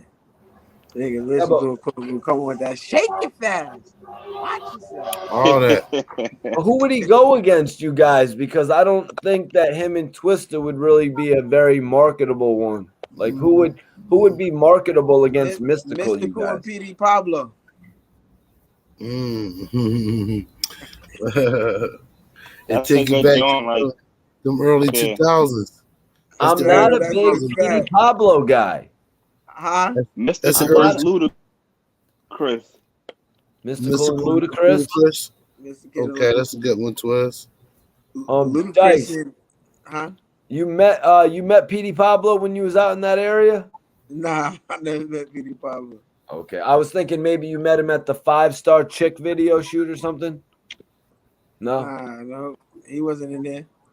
No, yeah, PD Pablo signed to Death Row, and then it was like, and then you never heard of him again. Yeah, it was over at that time once he signed. Well, I mean, Suge was obviously trying to put some things together. He was trying to bring Juvenile over there. Like, do you think that would have done anything if he had got Juvie, PD Pablo, he had Left Eye? Like, was he going to build Death Row up to be anything again, you think, Rosewood? The organization wasn't there. It wasn't no more organization. The foundation was crumbling. So, I don't think it would ever had materialized. It's a good idea on paper. Yeah, that's why I think he was trying to bring Juvie over there, Twiz, because if he would have brought Juvie over there, he would have been able to go to a label like, yo, I got this guy who sold 3 million copies. Give us a $30 million deal. True. Yeah. The homie Kingley says G Unit versus State Property. I know, Twiz, I know you're gonna go in on this one, man. I mean, does G Unit stand a chance? Nah, man. Beanie gonna eat single-handedly. Exactly. That's what I'm about to say. You know how I feel, Mikey. That was the topic before. Banks the only one that's going. My fault. Go ahead, bro. No, you hit it on the nose. Like I said before, Mikey, Banks is my favorite rapper out of G Unit. Of course, with 50, like Get Rich or Die Trying. I had that on spin. Like that John, Get Rich or Die Trying was that work. Banks is lyrical. Yayo guy. But I feel like, yeah, true. But I feel like State Property music was more impactful. Like it hit you different. They talk a different language. Whoa, whoa, whoa, whoa, whoa, whoa. So hold on. And Dice, you're telling me you pretty much agree with that as well? Dice is from New York and he's agreeing. What I'm agreeing with is that Beanie Siegel is going to single-handedly eat G Unit, bro. That's what I'm agreeing with. And Banks is going to give him. Banks going to do his thing, though. Don't get me wrong. Banks going to perform, but ain't nobody really going to get this Beanie, bro. Ain't nobody going to get the Beanie, bro. I'm gonna keep it Rosewood. G Unit Beg for Mercy is arguably the best hip hop group album ever released. I don't think the State Property albums could top Beg for Mercy, man. You want me to? I'm about to put this in a simple form for you, Mikey T. Let me put this in the simplest form for you, bro. I'm about to put this in the simplest form for you. G Unit went at it with the Locks. The Locks ate G Unit. The Locks went at it with Beanie, and Beanie went stupid on Kiss. I ain't gonna cap, bro. Ain't too many people gonna Kiss is top. Ain't too many people could go at it with Kiss, bro. Beanie, nigga said this is speculation talk over. Nigga dig this. I'm about to son Kiss like a soda and make Jay to them wild, put his lips on his nine and really kiss the gang goodbye. You about to really make me hurt you, Kiss. Spitting candy balls. This nigga sweeter than a Hershey kid, bro. He still remembers it, is the thing. Yes, because it's a different feeling. Twin said it's a different feeling with State Property. Bro, like that shit was at his prime rap right there. That's history, bro. And it was unbelievable. You get hyped because in the ad. Then when Cass came back, not to cut you off, bro, but Cass came back, he jumped on it was unbelievable because Cass is one of the best rappers, like top 5 dead or alive. And Beanie showed him like nigga, like nah, you mean like, Jada Kiss? Gonna get this work. Oh, you Kiss. You were saying Kiss, Kiss. Yeah. All right, but Rosewood, so the Beg for Mercy album is State Property's albums really coming up to that? I mean, Unchained. Yeah, they only got Chain Gang.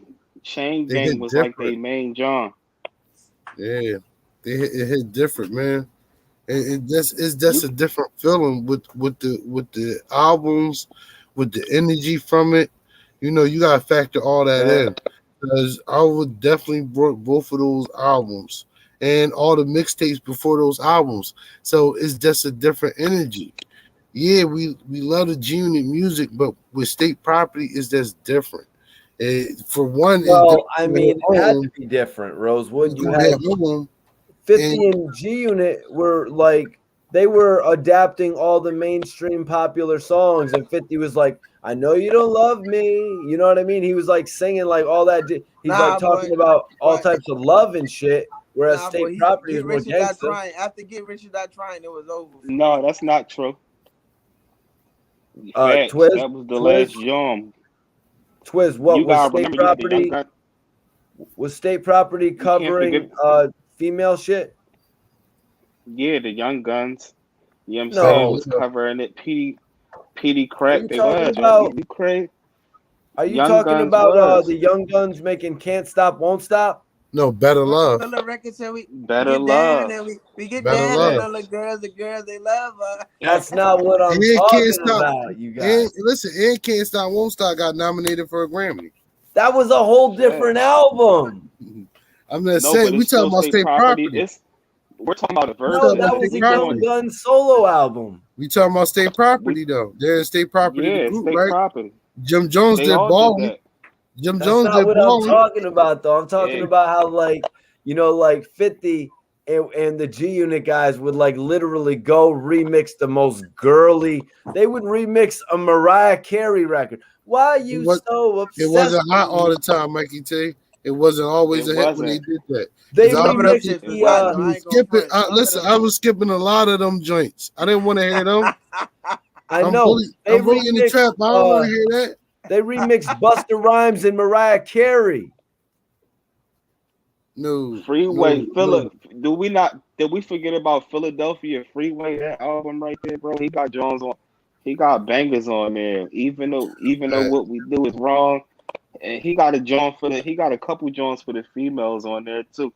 But as far as album wise, Mike, you gotta remember, 50 Cent to G Unit was Jay-Z to State Property. So Swap dropping out. State Prop couldn't just be dropping albums without, whole stamping it. So you know what I mean? It's just, but the music that they got out there is more impactful. Guys, this might not make any sense. Rosewood Kingley says, imagine if young Chris joined the Locks. Could you even imagine that? I can more imagine Oskino going with the Locks because he has a relationship with Jadakiss. Okay. All right. Twiz, does that make any sense to you? Young Chris with the Locks. Wouldn't it be young Chris with D Block? Same thing. I don't know. I feel like he did great with the State Property. I would have loved to see Cassidy on the Locks. Definitely. Hell, we almost saw young Chris on Bad Boy, I think. I definitely want to see Cassidy. I would like to see Cassidy a lot. That would have been good. Yep, I guess they're messing with our idea of Mystical versus Luda. That'd be an interesting one, just because Mystical actually does have some, he has some top Billboard music. So we need somebody with that top Billboard. We need Luda to come back with "Get Back, Get Back." You know what I'm saying? He needs to come with that shit. He said he hate that video. Luda said he hate that video. Dude, I do not like Luda's early videos. He always having the big arms, having the the big head, having the bobblehead. You know what I mean? Like, hey, but you know who doing that now though? Who? The baby. He on yep, some baby shit. True. That's a fact. But that's how videos was. Let's look. Yeah, that's how videos was. Yeah, people really actually put Missy Elliott back then. Yeah, Missy Elliott, Busta Rhymes.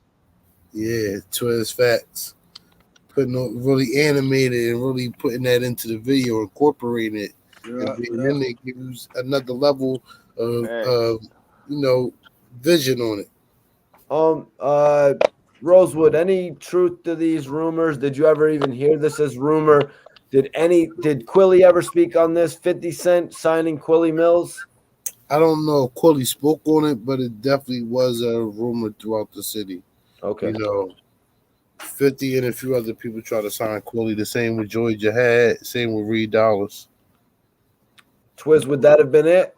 If 50 signed Quilly? Yeah, that's the fact. 50 was going to sign Quilly, and another, it was a handful of artists that 50 wanted to sign from Philly. It was a few artists 50 wanted to sign. That would have been a good look, though. I'm going to bring this question to you, Dice. Kingley says, don't forget about Kid. He's still got bars. Dice, what was your thoughts on 50 bringing Kid to G Unit? I mean, I ain't really think nothing of it.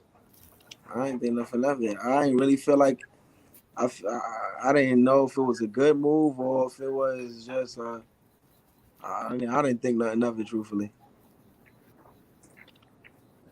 Mike Knox. Nothing really came out of it either.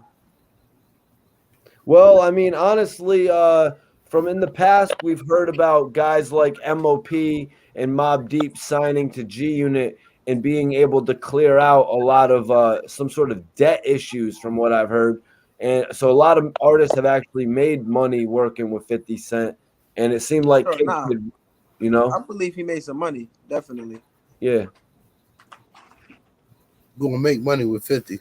Yeah, at that time, yeah. He looked out for Mobb Deep and MOP.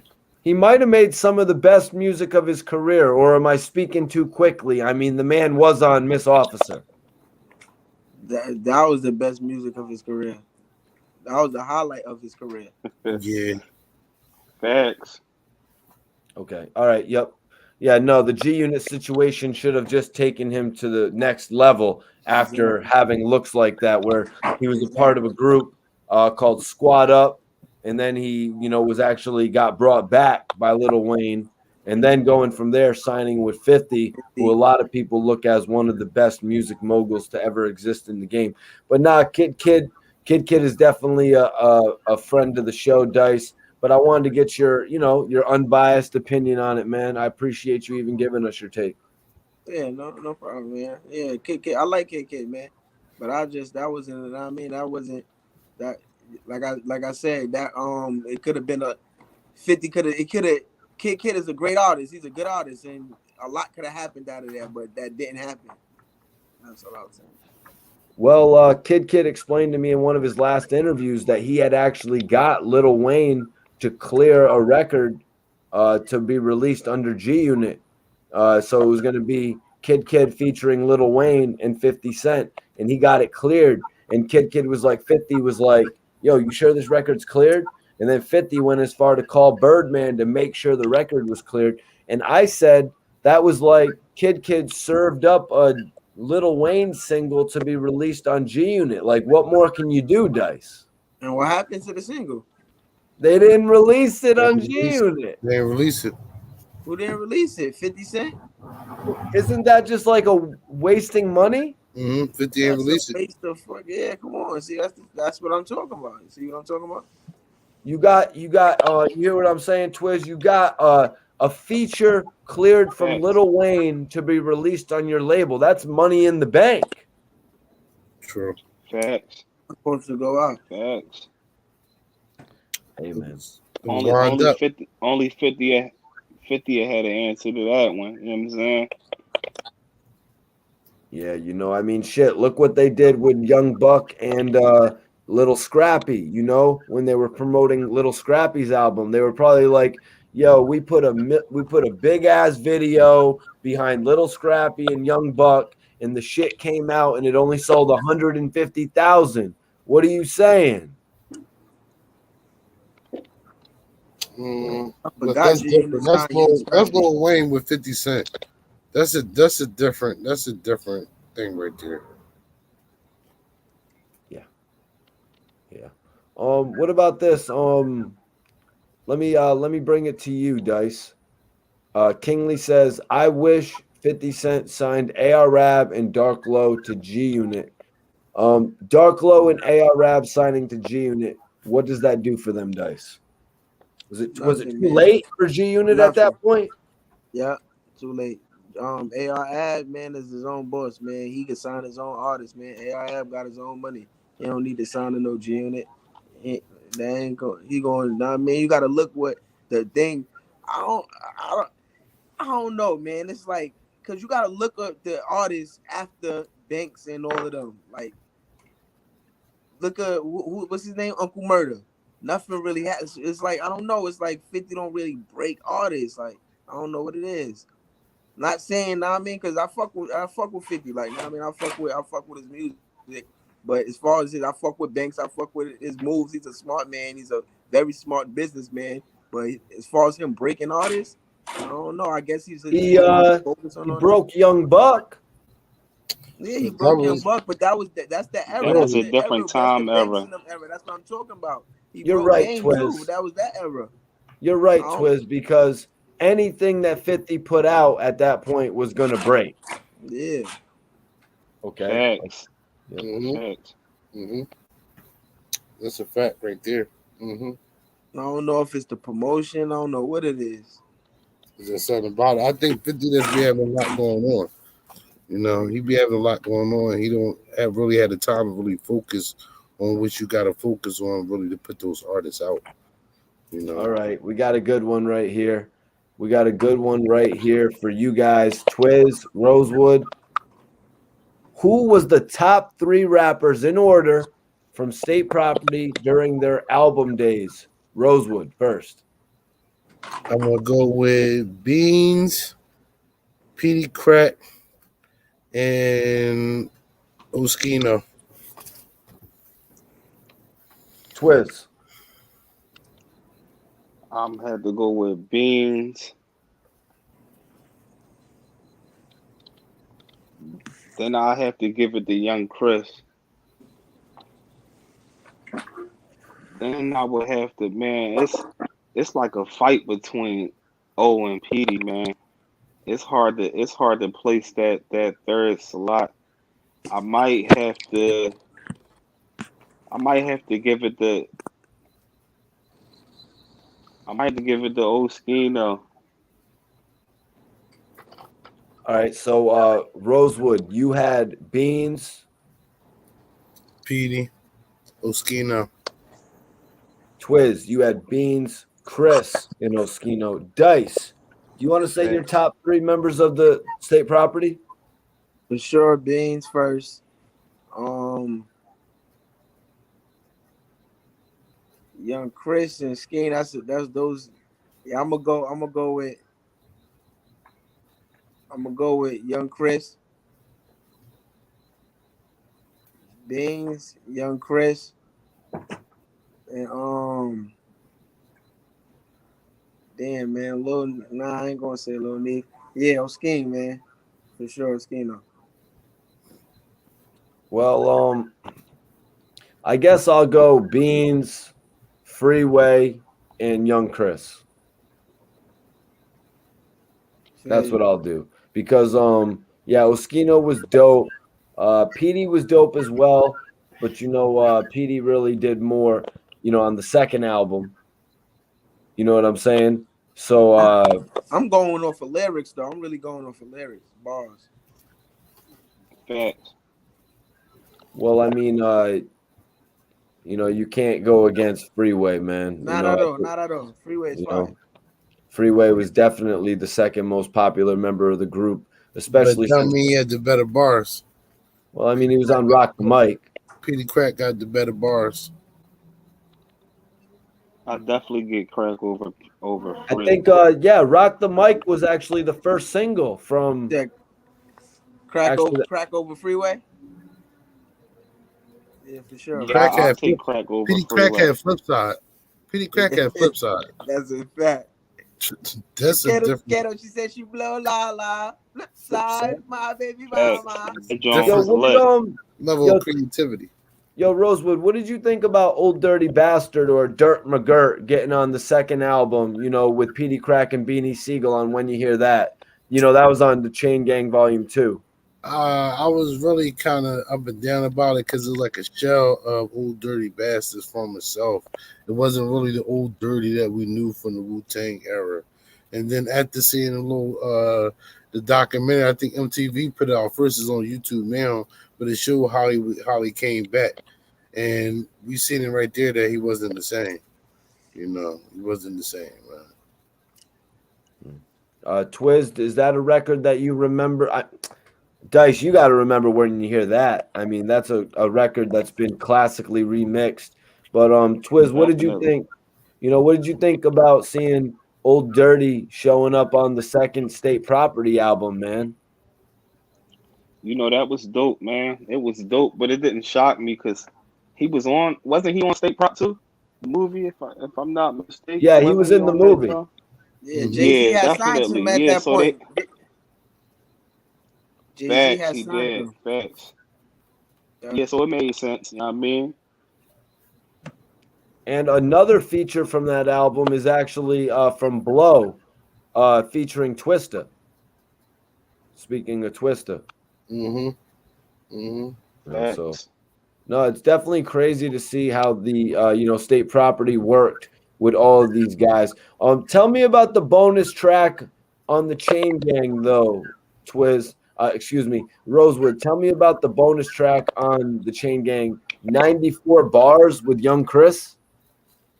Yeah, because that was already that was already a mixtape song that was already out before that album even dropped, and they put it on there so like the masses could hear it, because really it was just for Philadelphia, and if it was in Philadelphia, then you will be able to hear it. But other than that, they put it on there. They always put those tracks on the end because they were major hits in the street, and they wanted to bring it out to the public. All right, Twiz, let's give people flowers where they're due, or let's keep it real as we do. Dante said Sparks was killing that shit. Nobody's saying Sparks. Tales of a Hustler. What? Sparks is at the end of the bench. He cool, Sparks but is at the he at the end of the bench. He the less lyrical out of all of them. He make great he got hooks. the hooks. Got You the know what I'm hooks, saying? right? Got the hooks. He got Got the hooks. and certain things that he say at certain times on rap sound hot. Yeah. But you know he's the least lyrical out the whole state prop. Nah, Johnson, much love and respect. But Twiz, that's what it was. Sparks' joint was called Shout out to Tales of West a Philly. Hustler. Man, Facts. I think that's him and Oskino song. Is it him and Oskino song, or just him by himself? I think it is him and O. Him and O was doing a lot of joints together. But I ain't gonna hold you though. One joint that hit me hard with him and O was the joint. I don't know the name of it, but they talking about if I could do it over again, bro. That joint will put a tear in your eye, bro. Yeah, Like they was really talking on that. It. Yeah, if I can do it all over again, classic. Facts. That's one of my best verses from Sparks.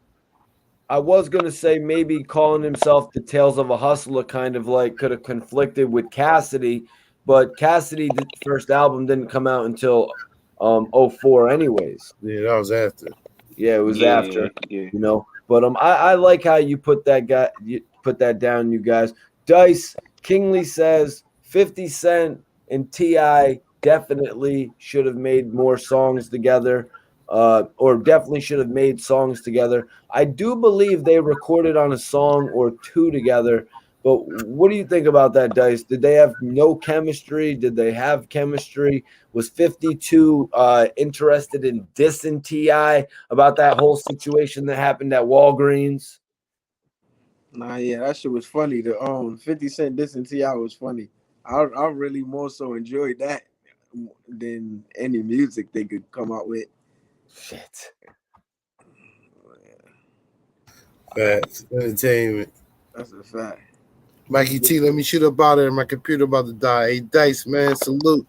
Salute, bro. You already know, man. Salute, bro. You already know. Everybody in the comments, Much thanks love. for tapping in, man. Definitely appreciate you, love. You already know, man. Honorable. See you soon, brother. Yo, was Rosewood outside filming tonight? Yeah, I believe so. Yeah, he was outside. God damn, Rosewood, keep it real on the show, man. Really appreciate everybody tapping in tonight, man. We're gonna just take any more last questions, you guys. It's been a dope stream. Really appreciate everybody tapping in. So if you have last questions, any questions for Dice, any questions for Twiz or myself, or anything in general, we're gonna go over our plugs. I want everybody to follow me on Instagram. Everybody that follows me right back right now, I'll give you the immediate follow. So follow Mikey T for a follow. I'm going to post it up right now. Everybody that follows me right now, I'll follow y'all back immediately right when we get up out of here and shit. Appreciate everybody for tapping in with me tonight. Let me see. Let me pin it real quick before we get into everybody else's. Nah Johnson says, what's up with Dark Low? Well, Dark Low actually just made a major announcement on his Instagram. Twiz, I don't know if you read this, but Dark Low actually just announced that he finished another album with V-Don. The follow-up to Charlie Pope with V-Don is complete. Damn, yeah, I ain't even know that. Yep. So Dark Low has a new project with V-Don coming, a new project with Havoc from Mobb Deep coming, and then 2 other solo projects, as well as a group project coming with some of his young bulls. Get Twiz's join up here. Twiz, I'm about to bring your Instagram up, man, so you can let everybody know where to follow you. I'll pull up your YouTube, actually.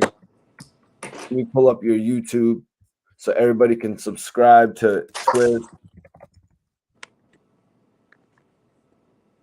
But Twiz, you can basically just give everybody the rundown.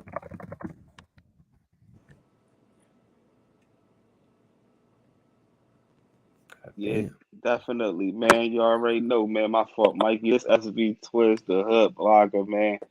definitely sub to the channel. I keep the content pushing and all of that. If y'all ain't checked this short film out, Torn Apart, starring Vodka Thousand Proof, make sure y'all tune into it. I got interviews, I blog the city, and I just keep it a stack on the channel. Shout out to my guy Mikey T, the movie star, man.